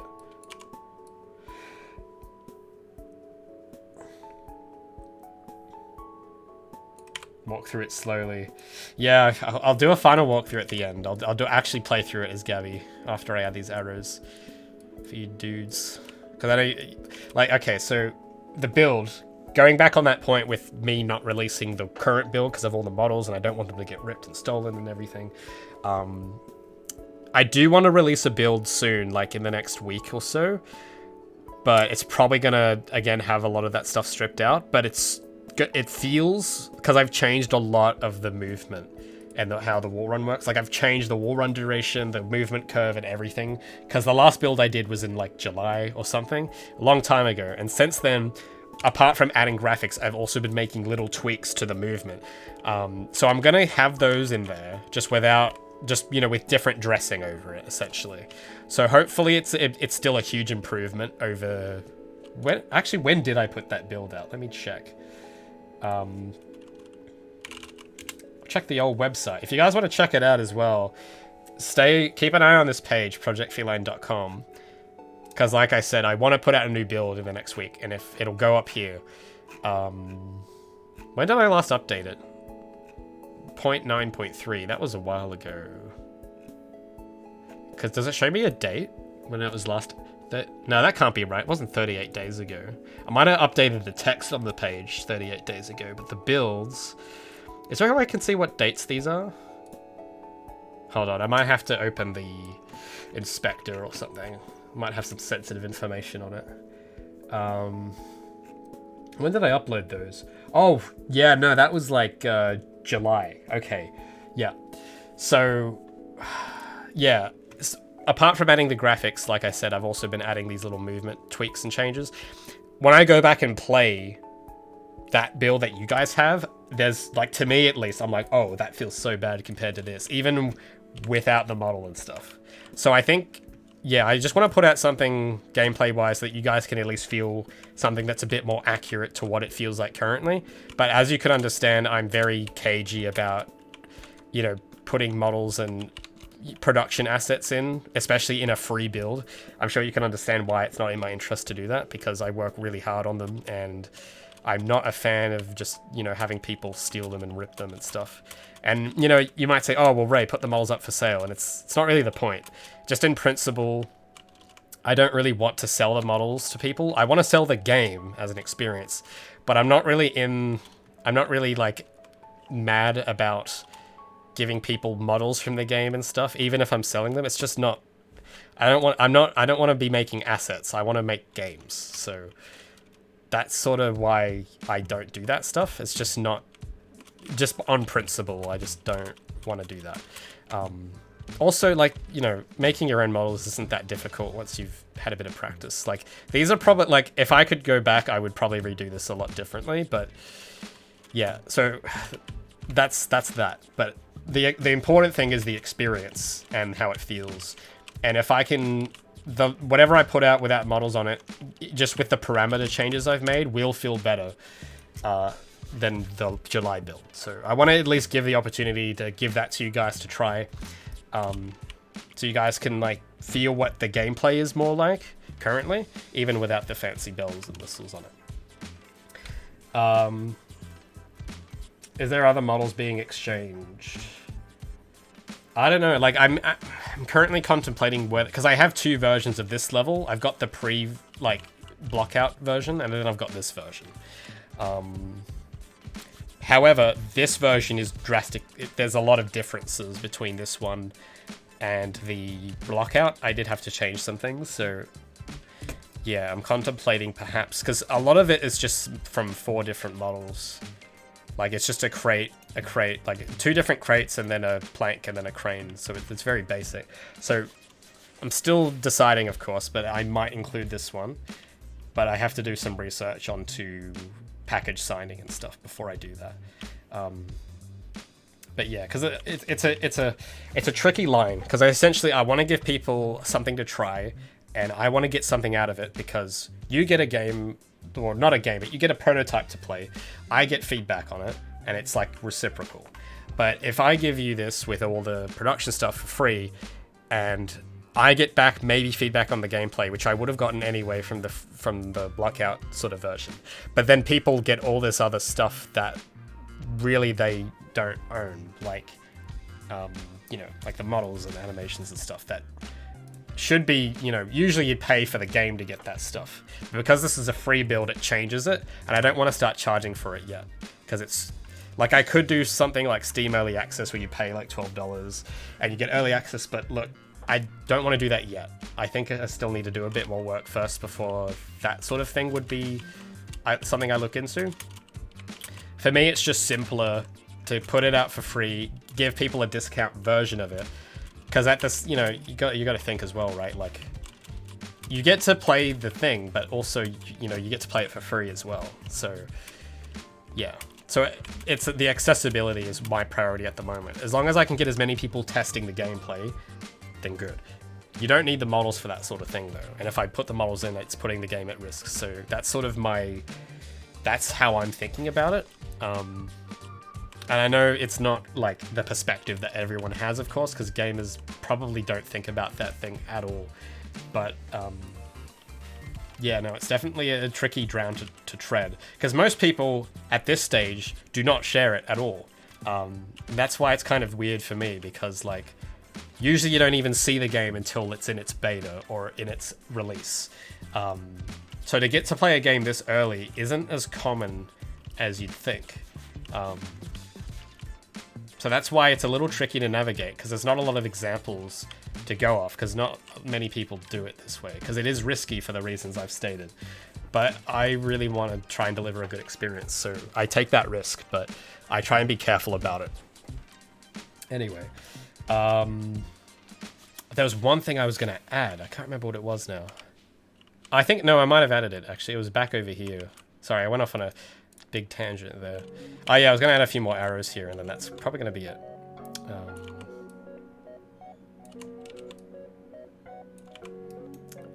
But yeah.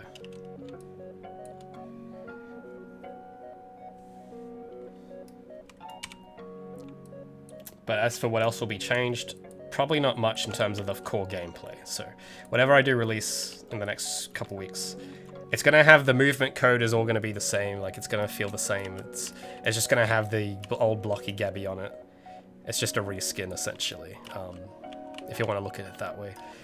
As long as, yeah, just want to give you a little something to update with, I guess. I might add a few little things as well, like a free roam kind of mode, because I was watching people play, not this map, but the interchange map. A lot of people actually, funny enough, I've got 2 versions of it with different objectives, but a lot of people just like roaming around this place.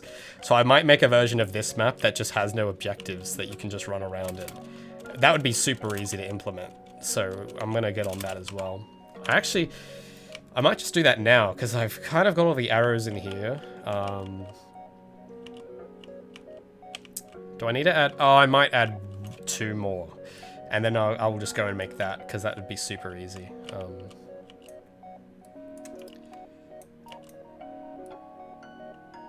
Because yeah, that interchange level seems to be... I don't know what it is. For me, it's difficult because it's based on a place that I've been to, so I can't really judge it because I see the real place that I'm basing it off, not the actual place it is. But I was watching a few of my friends play it, and they were all like... I think that level is in the build currently, actually. But with the new mechanic changes I've made, I've seen people play it currently, and they actually spend like 20 minutes in there just like playing around. And I'm like, oh, that's kind of cool. Maybe I'll just take the objectives out and just give you that space to do whatever, and that might be fun. And I guess that's the thing, is like, if it's fun, then it's probably a good idea. So, in this case, I think that's true, so might do that. So I just want to, yeah, because this bit, I think, confuses some people too. So I might just, like, move that there. Because because this is to kind of get you back to the top of that platform up here, and most people, I think, that I've had play it haven't drawn that connection together. So you're spawning down here and you fall right, you take out the drones. Oh damn it, I died. So if you take all these out and then you go, okay, where do I go? There's that arrow pointing there. Hopefully this is a bit easier to read now. I might put an arrow on the other side there too. But then if you go this way, it's like not obvious to get back up there. But if you go through here, you can make it back up. So maybe I'll add a few more actually, because I'm actually still a bit confused by it. If I'm confused by it, then it's very likely everyone else will be. So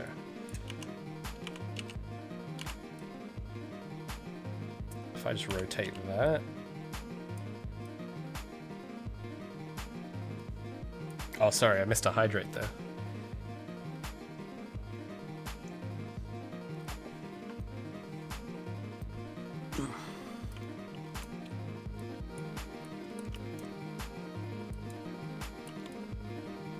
Alright, so hopefully if I like angle that up, that should give people an idea where to go. I'll make it a little smaller.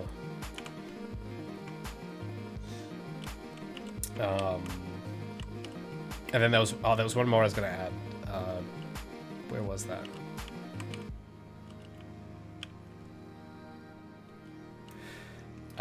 Oh yeah, I'll add one maybe. Oh, that's not where I want to put it. Like here on this wall, so that when you come out from this way, you look here, and then it's like guiding you here, sort of. Oh yeah, then I was gonna add one up here. Alright, that's it. And that's all the changes that I wanted to make to this one. Alright. So, oh, there's my timer, just in time. So, I gotta head off soonish, but we'll quickly add that little frame room bit, and then we'll call it. So let me save everything. Put my levels window. So that's all fine and dandy. And we'll quickly, oh god, my eye's starting to twitch now. Damn it, maybe maybe I'm getting tired. There's some chat messages here I should read. Takedown says, been a while since I've dropped in on stream. Was wondering, since I know that you've said in the past that you were a game design teacher, I was wondering where you taught and what experience teaching like. That's a good question. Unfortunately, I can't really talk much about it. I wish I could, but it's sticky territory, like on a legal front, and I might give you an idea on how. Might give you an idea on like maybe how serious some of that stuff was. Like, it was an interesting ordeal. It was surprising to me, but I can't say more than that, unfortunately. I wish I could, but it's definitely an interesting tale. I can maybe give some broad things. I can't tell you where. I can't tell you... I can tell you a bit about the subjects I taught. I taught, I think 5 different areas over 3 different levels. So it wasn't at like a university, but it was like at a technical or community college sort of thing. I don't know what they're called in America or whatever, but I would teach, range anywhere from like high school sort of students all the way up to like people like adult sort of I think the oldest student I had might have been like 40 or 50. Which is funny because I'm nowhere near that age, as you could probably see, and they really hated me because, you know, who likes some 20-year-old telling them what to do? But no, it was interesting. The younger students I think I got on with better, of course. But yeah, no, I taught game design, character animation, modeling, 3D modeling, programming, object-oriented programming specifically, and a bit of concept art. And that was over like 3 different, what are they called? Like streams of courses. And yeah, those are quite fun.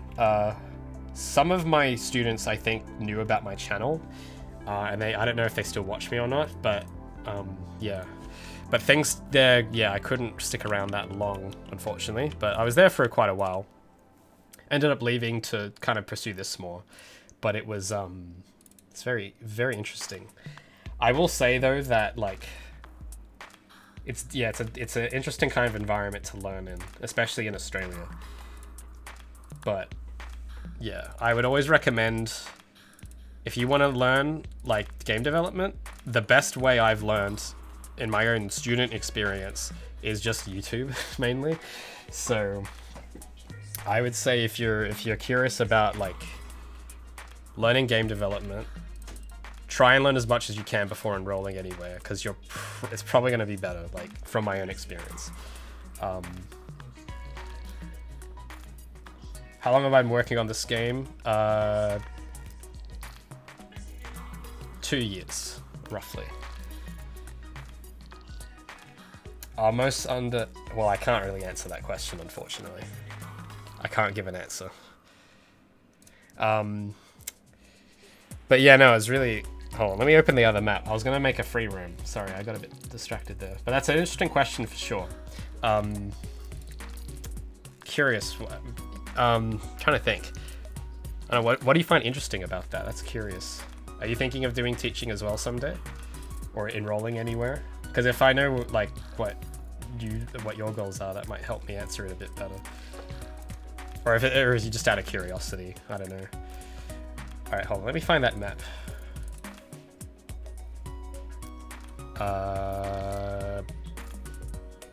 No, that's not it. Oh no, that is it. Okay, yeah, sorry. That's the one. Actually, no, there's 2 variants in this one. I'm gonna pick the second variant because it's got a bit less clutter in it. So this is the interchange map. I don't know if you guys remember this one. It's still in its blockout phase. I haven't done any fancy stuff to it.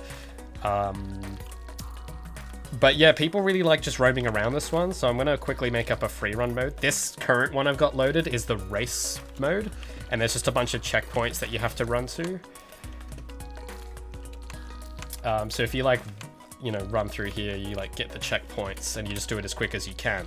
But a lot of people just like running around without doing that stuff. So we're going to make a variant of this without any objectives. So I'm just going to copy and paste the map. We're going to call this blockout 3. This is the variant number 3.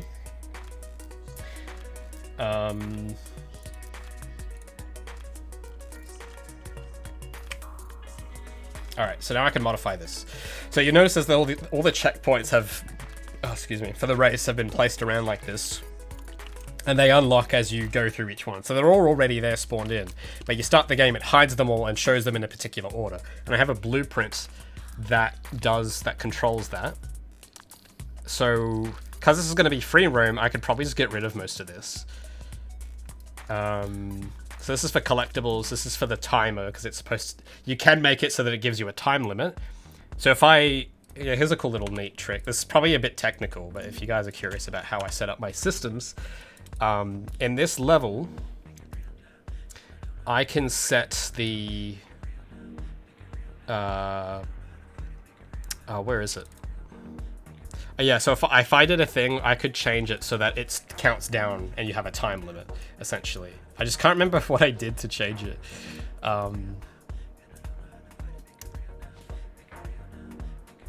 Oh, right, so this checks for it. I could set it if I wanted, so I can, like... I could set count direction.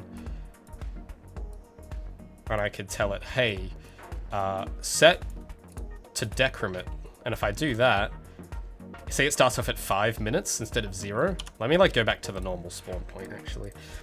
So if I run through this thing now, you see it starts counting down from 5 minutes. Now it's going 4, 54, 53, 52.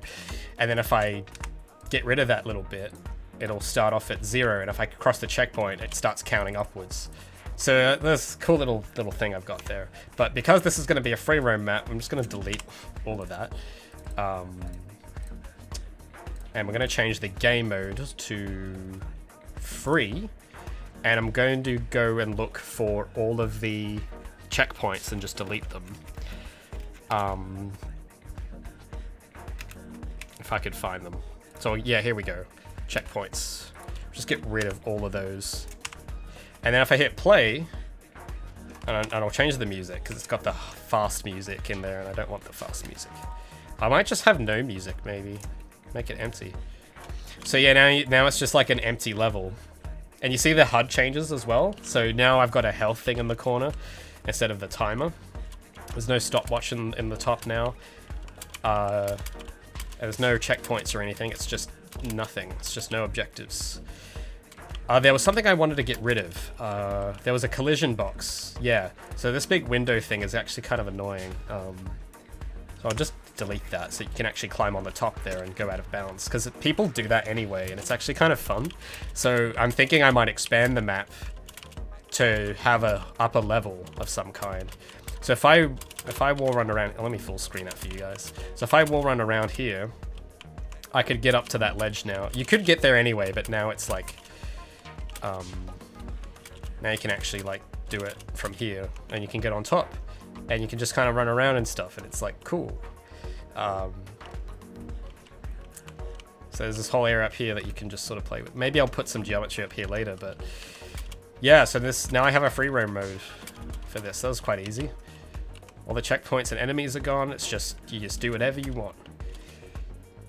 Maybe I'll get rid of some of those arrows because you don't really need, maybe I'll leave them in for aesthetics. I just might bake the lighting here and then, yeah, that'll be it. So we'll do a save and then build lighting only. Sorry, I missed a few chat messages there.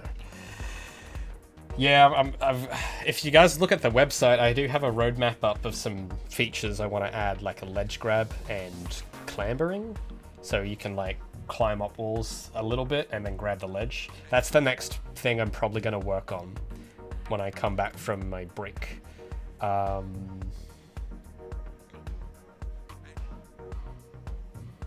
yeah, that's something I'm going to work on. But I think it should be simple, but I always think it's simple and it's usually not. So we'll see how that goes. Oh my goodness, Wilbur, my boy, thank you so much. I think you're a subscriber already. Yeah, you've resubscribed, my dude. Thank you so much. Tier 1. Subscribe for 4 months, it says here. Thank you. It means a lot to me, dude, really. I appreciate it. I'm very fortunate to get to be able to do this for you guys. That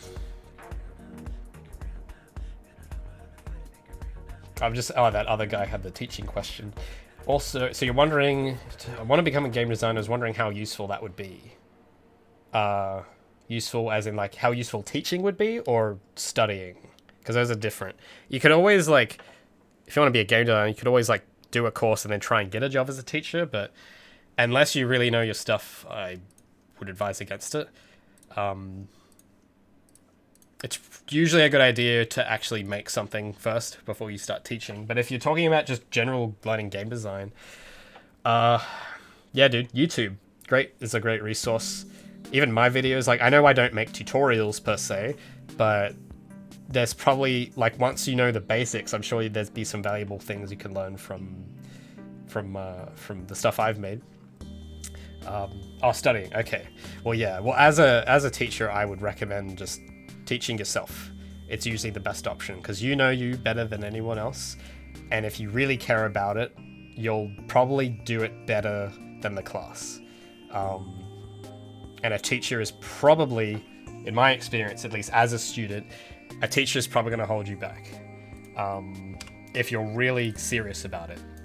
Again, I don't know anything about you, of course, so this could not apply as well, but I can just tell you about me. Before I studied, I had already done I'd like been fiddling around with Unity. I know that's not what I use anymore, but there was a time where I was a Unity user, and I picked that up when I was like 11. And since all the way from 11 to now, I've kind of just been doing stuff. I made my first game, like, I didn't release it because it's your first game and it sucks, but I made like 2 or 3 games in high school. I made a Flappy Birds, like 3D Flappy Birds thing once. I think there's still remnants of it on my Instagram if you dig deep enough. And then I decided to drop out of school and try and study. And I think the only reason I studied is because you had to if you wanted to leave school, because I wasn't interested in doing like the HSC exams and stuff. It just wasn't my thing. I already knew at that point exactly what I wanted to do. I knew that I was going to be a game designer, and I understood it was difficult and that a small percentage make it, but I decided that I would rather die than anything else. So I dropped out of grade 10. I don't know what they call it in the States. For us, we call it year 10. Americans, they might call it like senior year or stuff. I don't know. They have fancy weird names for it. But I enrolled in a course because I was legally required to, and did the course, disappointed in it because I basically knew everything already. And yeah, it was a real waste of time. And then I taught that course for a bit, and that was kind of interesting because I was trying to basically bring all the stuff I learned to that course, because I might have not had a good experience with it, but other people could, and I was really committed to trying to deliver that. Unfortunately, it's never that simple, and there's a lot of weird politics that goes on in these places. And I didn't want to do none of that stuff, so I left, and then started making more games, and here I am. So yeah, I would say as someone I haven't shipped a commercial game yet, so do take this with a grain of salt. This is still only a work in progress.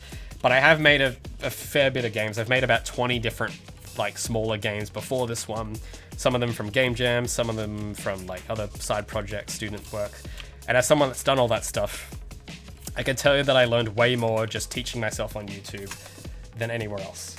So that might not be the same, of course, for everybody. And I know it's a very heated thing. I know it's like, there's some people that get very defensive about education, some people that are like me that kind of think that's not necessary. But that's just my experience. And it comes at a great cost though. I'm not going to tell you it's easy, because it sure as hell isn't. It's a very, relying on yourself all the time and teaching yourself it's a lonely life. It's usually you spend a lot of weekends indoors in isolation. You kind of just work all the time, but I really love doing the work. So if that's something you can relate to, then I would recommend, like, to learn from my experience there. 10th grade, yeah, I guess that's what you could call it. I know all the different countries have different names for it. Hotshot Gamer says, first stream, how are you doing? I'm doing good, thank you. Hope you're doing well too. I know you kind of just probably dropped in on a very serious discussion about learning game development. But yeah, so I've just made, you can probably see me here just playing around in this level here. I kind of just been autopiloting, but yeah, if this looks fun to you, then let me know, because I can put this in the build, hopefully. Like this level, definitely, because it's just blocked out and stuff. And if you guys just, if free roaming this looks fun to you, then hell yeah, I'll put that in. Oh, God, I wish I could use, like, copyrighted music, but I can't. That would be a violation of copyright law. But if I could, I'd tell you exactly what song I'd put in here. If you guys want to maybe go listen to it while I have this open for a bit. Oh, what was it called? I have a playlist. Hold on, let me search my playlist. Actually, I don't know if it's on Spotify. I just started using Spotify last week, by the way, so I'm a huge noob. But, there might be a YouTube link. It has one of those weird fancy letters in it, like the A with an accent. That's the song title. So it might be hard to find. But I'll type in the song I would put in this level if I could pick any song.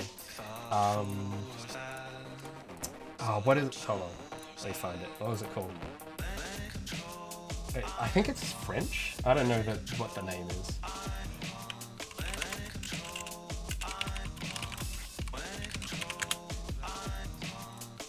Okay, I think I might have found it. Sorry, it probably looks boring because I have this other window open. But I'll find the song. It's actually not coming up anywhere. Oh, is it? It's not. Come on, I don't listen to music that's weird. Okay. I don't have obscure taste. I'd say it's pretty common. Oh, okay, I found it. I would listen to this song, which I can't play on stream, but this is where you can find it on YouTube if you're interested, by this dude. I don't know how to pronounce his song title or his name, but I think it's cool. I'll link it in the chat if you want to immerse yourself with me. Anyway, I'll just finish up with that, if there was that question there I was answering. Do you like Monster Cat? Oh yeah, I've listened to a few Monster Cat releases. Oh, you can license it? Oh yeah, I forgot about that. I haven't really found anything on Monster Cat. Well, I haven't really looked, I guess, but I'm sure if I looked, maybe I'd find something. But I noticed that Monster Cat tends to have a lot of EDM from what I've seen, and some of that's cool. I like having EDM influence, but I don't know. The songs I'm looking at the moment, leaning a bit more in the ambient sort of category. I know it sounds weird because I've just made 2 songs for the game that are very high intensity beats stuff. So yeah, look, past few weeks has been kind of crazy. I've been coming up with a bunch of new ideas and changing stuff. So anyway, but this is like, I think some guys just uploaded this, so this is probably a violation of copyright here. But this is the only way I can find a song that you guys could also hear it from. But yeah, I know like there's a whole thing about Twitch and DMCA recently. There's been an interesting discussion about that. I'm no lawyer or legal expert or anything, so I'm not really going to comment on it. But it's been interesting to follow. But anyway, so whose question was I answering? Was it Takedown or was it the other dude? Okay, it was Takedown. All right, so hopefully that my little anecdote there kind of helped answer that question for you. Trying to learn game design and all. Look, I'll tell you now, that's just my story, but there are so many ways to go about doing it. There's probably not a single correct way because there's so many options. I would just say if you know yourself well, you'll know what works. Some people thrive really well in a student environment, and if they want a degree, they'll do that and they'll be happy and they'll make good use of it. I'm not that kind of person though, so that's why I tend to lean more towards like independent self-teaching thing. Even I know it sounds weird because I was a teacher and I would still advocate not having a teacher at all. Because look, you either have a good teacher or you don't have any, I think. Because I've had a lot of teachers in my time. I can maybe name 1 or 2 that were really good and a lot that were really not. So, oh, Gregory says my merch looking really cool. Well, hey, I do have this specific design still up. The discount is over, unfortunately. That only lasted until last week. But I've kept that one design up because I wanted to have something up on the store when there wasn't a special going. So the graphic ones are limited. I think I'm done with those designs now. I'm going to be making some new ones next year. But if you want just the plain text, it's got a thing on the back too. Like, I don't know if you can see that.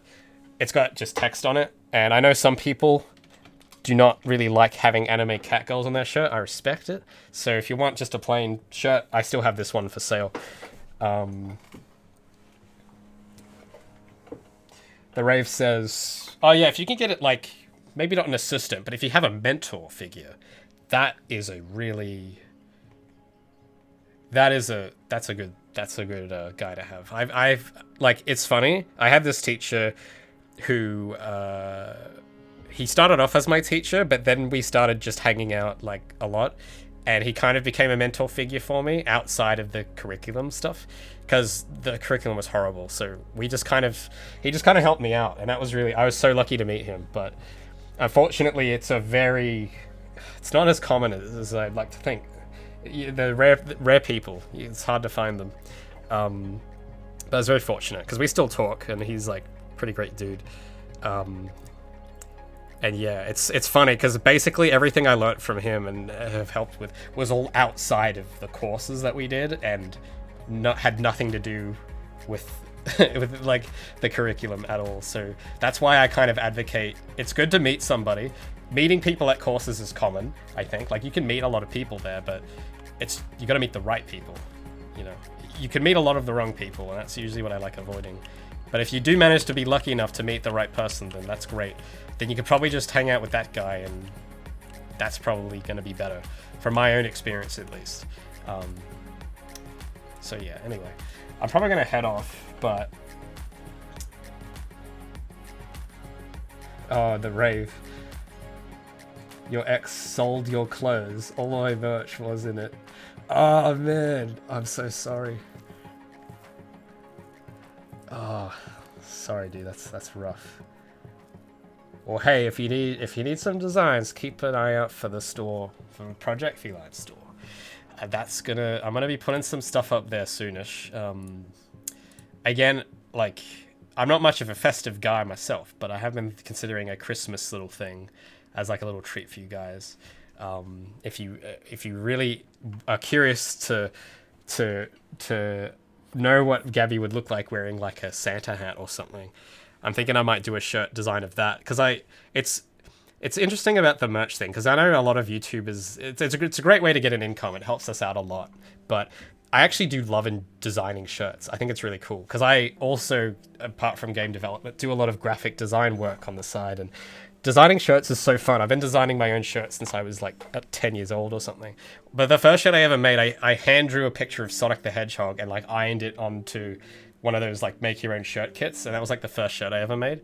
But I've always loved making shirts, so I've been thinking maybe doing a little Christmas project, because you know it's not just like representing the game and supporting me, but I also just like making, and shirts is a cool thing to make. I always like making these like interesting sort of shirts. There's a few shirts I own that I want to like, I look at them and go, oh, I wish I designed that, like, you know, like it's those sorts of things. So it's something I'm really passionate about, and I really should get in the habit of doing it more.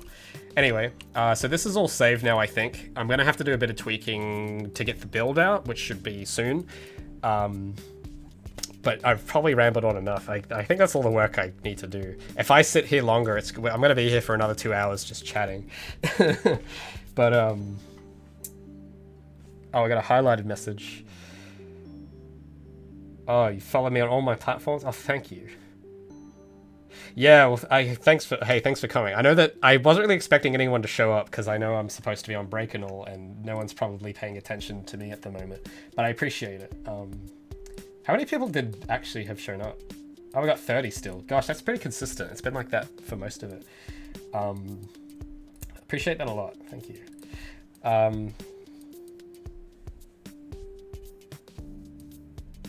Yeah, no, Wilbur, that's a good point too. Like, I think I said earlier, I'm just interested in making stuff I think's cool.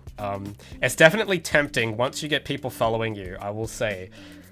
There's been a lot of tension in my own like personal life at least, where it's like difficult, because you kind of want to please people because they're following you, and you kind of want to make it cool for them, but also you can't. It's impossible physically. You just can't do it.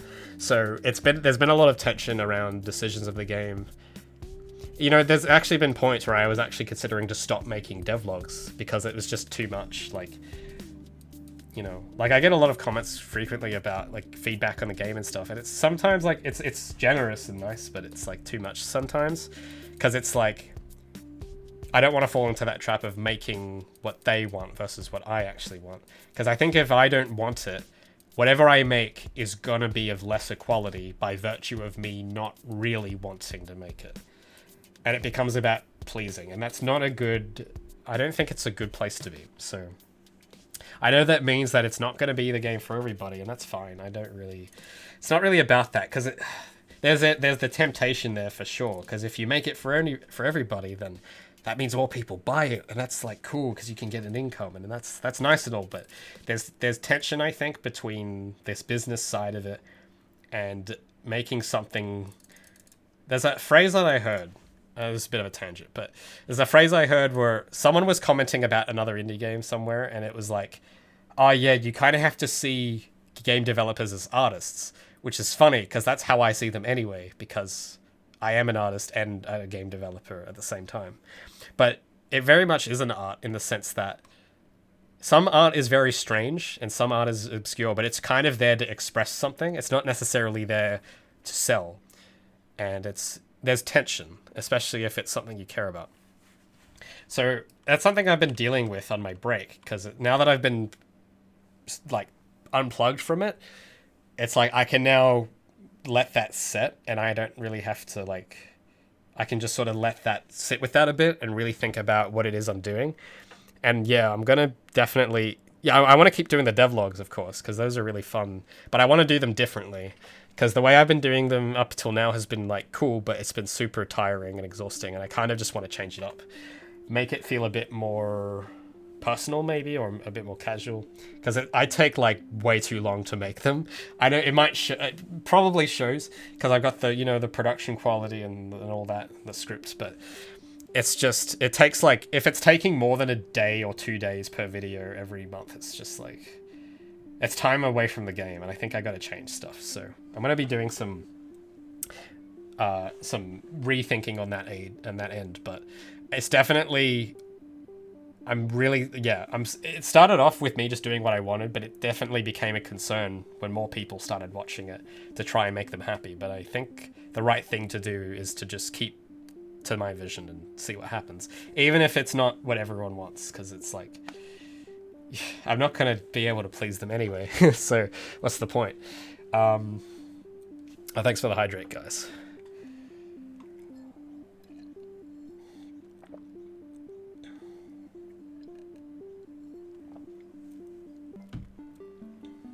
Vertical climbing, someone's asking about. Do you think I'll put a limit on how many times you can wall run on the same wall? I mean, maybe. I'm not sure how I'd actually do that, because a lot of games feel like they have a limit, but they don't. And it's like Titanfall, right, for example. I don't know if there exists a limit on how many times you can go on a single wall, but it's hard to do that. So I want to try and maybe look into that a little. Thanks for the posture check, my guy. I've been slouching.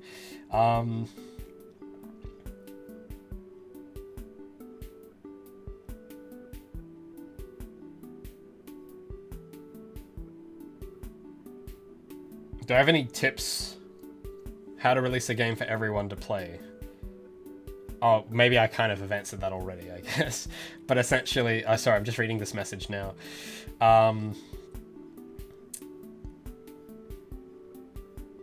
Yeah, it is hard to release a game. I've released a few, not on a commercial level, but just putting them out on itch or on the App Store. It's important. You should release it. It feels really good.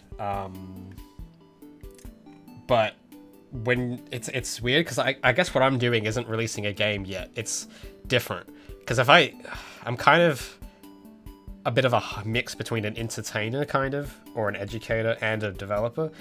So what I'm doing isn't this. It's not releasing a game, because people just release games. They don't make videos about them in devlogs normally. But because I'm doing that, it makes it more complicated. So I don't know if like you're wondering about that specific side of it, or I'm just answering T-Core Happy's question here, or if you're like curious like what I'm doing specifically, or how you would release a game the normal way, which is probably just working on it, releasing it, and like not really making a devlog series out of it, because most companies don't do that. You don't see Bethesda Skyrim devlog series, like that doesn't happen. But it also would depend on the capacity you'd want to release it on, because I know consoles, I've looked into it. I'm not making promises, hypothetical, but I've looked into it out of curiosity. There's a bit of a I've gotten mixed answers on how easy that is to do, but if you're fine reading through heaps of document guidelines and stuff, then it doesn't seem like too much, but I haven't done it, I don't know. Releasing on itch though, I'll tell you this, that should apply to everybody. Make sure you have a good looking page. That usually helps. Get some nice graphics, get a good screenshot, get like a gameplay video on there. And it's gonna make the page better. Don't just put it up with the default font text. Don't you know how itch has that page customizing thing? Don't keep it default. Put screenshots on it, at least. That's usually a good idea. But yeah. Oh wait, the chat's paused. Just curious on how to release to the public. Well, you just do it. You just release it to the public, talk about it, and see what happens.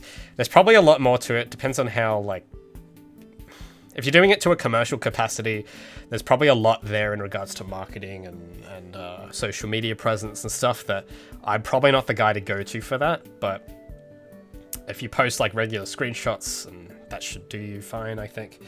If you promote it heaps. Again, I'm not I'm not at that stage yet, so I probably couldn't tell you. But yeah, I feel like actually just finishing it is probably like it's probably the good bit. Usually, like, funny enough, I found that I usually didn't need tips. I just kind of learned from doing it. So yeah, I would say just give it a go. Release something. Like, if you have a game jam game, that's a great way to start. Like, you make something in a weekend, then just put it out on itch. Get some practice making a good page, then post it in a game dev group, and then just, yeah, see what happens. That's one way to go about it, I guess. There's probably other ways, but that would count as releasing, I would say, to some degree. Have I played Yeah, I've played a lot of Titanfall, actually.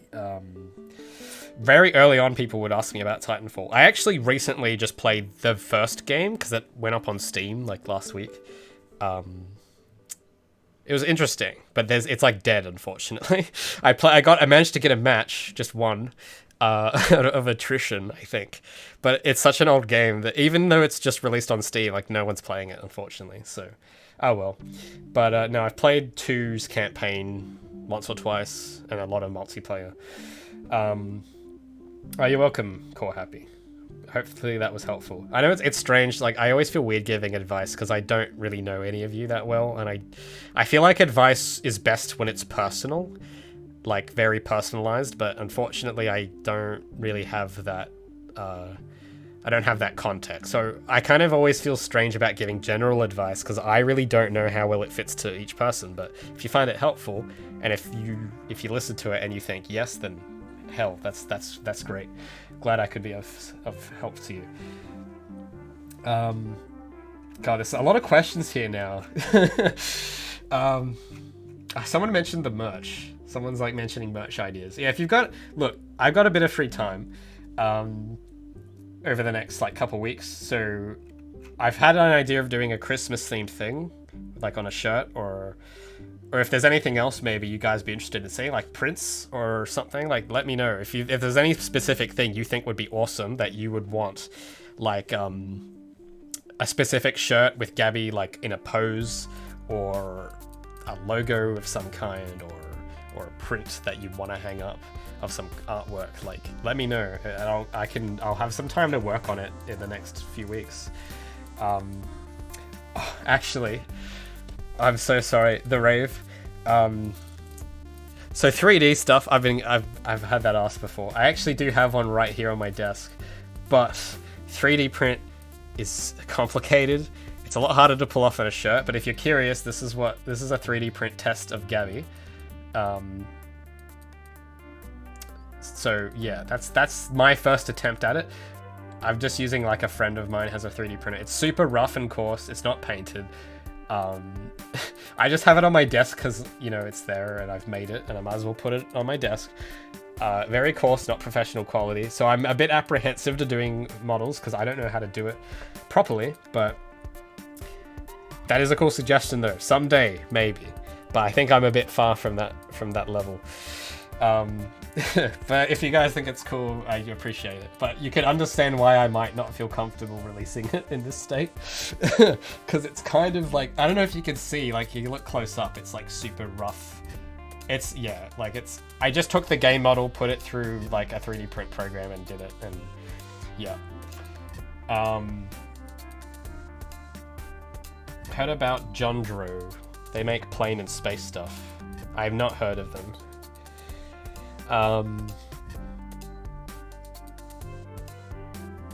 We have inducted a new member into the Titanfall community, poggers. Well, actually, this is going to sound maybe weird, because I'm not a video game streamer, as you guys can tell. I'm a developer. But I think, yeah, like, if you guys were here a few weeks ago, I did try to do a Sonic Riders stream, and that failed because of my network. But I have been thinking maybe to just do some game stuff, like, just playing a game. So I don't know, maybe if you guys be interested, I might do, like, a Titanfall stream or something. I don't know, it's weird, because I'm very shy, so I don't really cope well in multiplayer situations that well. But, maybe you do something like that if anyone would actually be interested, because I don't know. I don't really watch Twitch that much. I kind of am just working all the time, so I don't really know what people like. But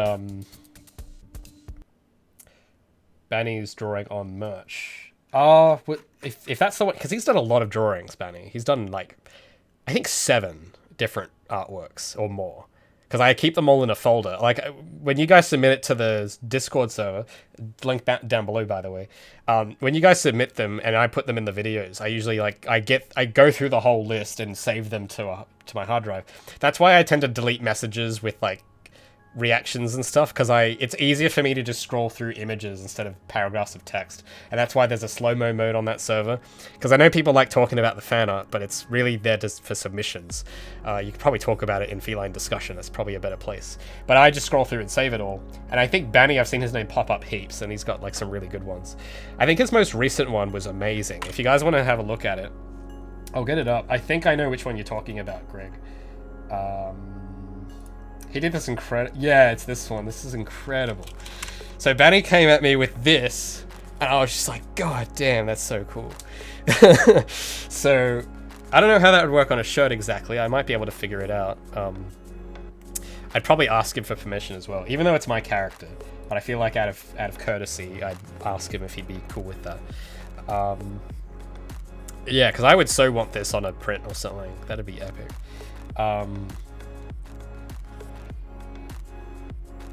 Can we give you a dev name? What's a dev name? I have no idea what a dev name is. I thought Ray was my dev name. I'm Raymond Cripps, the developer of Project Feline. What are you talking about? That's my dev name. Oh yeah, we got huge poggers for this fan art, by the way. This is like actually amazing. What's funny is that if I kind of feel bad for picking it apart, but I'm going to, because it's fun. But if you're a visual artist like myself, you might notice some things about it. I don't know if you guys know what photo bashing is. It's a concept art technique where you get like pictures and stretch them along your artwork to make them look more detailed. And I'm noticing a little bit of that here. It looks like, at least. I like for me, I wouldn't have the patience to paint in all of these. It looks like, you know, you get an image of a building and just stretch it. It's a cool technique. I should definitely use it more, because Banny has used it really well here. Of course, there's none of that's on Gabby, of course. That's fully painted. Also, thanks for submitting a high-res version, because I can zoom in on it, and it's sick. This could actually be a desktop wallpaper. But yeah, it's pretty good. Like, if you look really closely, like, it's like, look at all that traffic down there. Like, that's probably from a photo, but it's cool.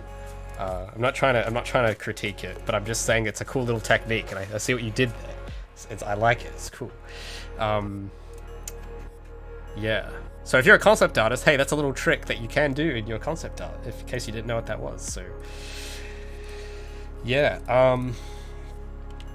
Anyway, if you haven't joined the Discord, by the way, check it out. I know I'm not really active there, really, but no one's... Actually, you know what? It's not just me. Like, nobody's active here, really. Everyone always whinges about, like, if I go to general, I think there's, like, people that always complain about, like, oh, this server's not active. And I'm like, yeah, like this dude. And it's like, well, you guys can talk to each other. I'm not stopping you. So if you want to get some activity going, check out the Discord. I don't really, like, look, I'm an introvert. I don't know how to make conversation. I have to do the game. So if I don't have time to spend on Discord that much, but if you guys want to, like, chat, go for it.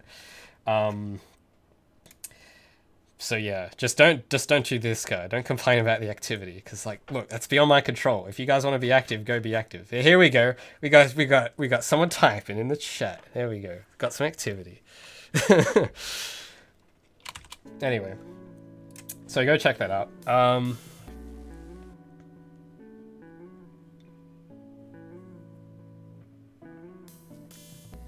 Plays Radical Highway in the background.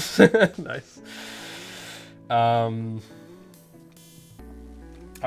I probably should head off, because I have to go. But Thanks for... There we go. I'll put you on the stream, buddy. I do not play Minecraft. I'm sorry.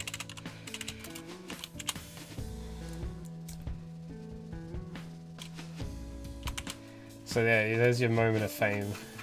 Thanks for joining the stream. You don't see the general chat? Oh yeah, you gotta read the rules first. Yeah, make sure you read the rules. We don't want any mischief. We don't want any rule breakers. We don't want people... Because look guys, we got some young guys in here. I want this to be a safe place for all.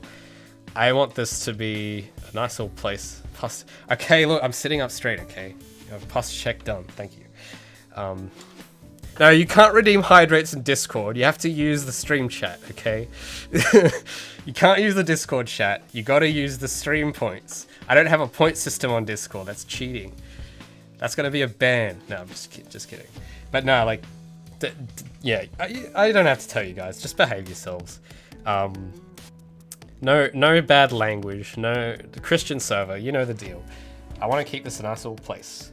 There's young high school kids in here, and I don't want it to be one of those servers. So yeah, gonna keep it nice and wholesome. All right, I'll hydrate just for you, Minecube. Yeah, nickname knows what's good. Anyway, I've just been sitting here chatting. I haven't really been doing work, so I gotta go as well. So that's probably gonna be the stream. Thanks for joining me on my vacation, technically, even though I'm here with Unreal Open. Stay tuned, follow the channel, check out my devlog series if you wanted to see everything that's led up to this point, going all the way back to the very first build, and you can sort of see the whole thing unfold. Check out the merch as well. I've got this shirt still up, so if you want like a cool little text print, I don't know if you can see the back, but there's a design on the back, so if you think that's cool, check it out. Any merch ideas, tell me, or in the Discord or whatever. And yeah, thanks for watching and sticking around with me. Stay tuned for the build as well. So yeah, joining the Discord's probably a good idea, because then you get notified when I update stuff. So when that build drops, you're gonna get it at everyone, and you're gonna be able to play it. And yeah, it'll be one of those like public builds, so it's not gonna have everything, but it'll have enough, I think. So anyway, thanks for watching. Thanks for sticking around with me, doing some work and chatting. Hopefully the people asking me for advice, I hope that was helpful. Always appreciate a helping hand there. And yeah, so follow the channel, stay tuned. I forgot what my outro was. But thanks for watching. That's just the game theory. Thanks for watching. Where's my end button? There we go.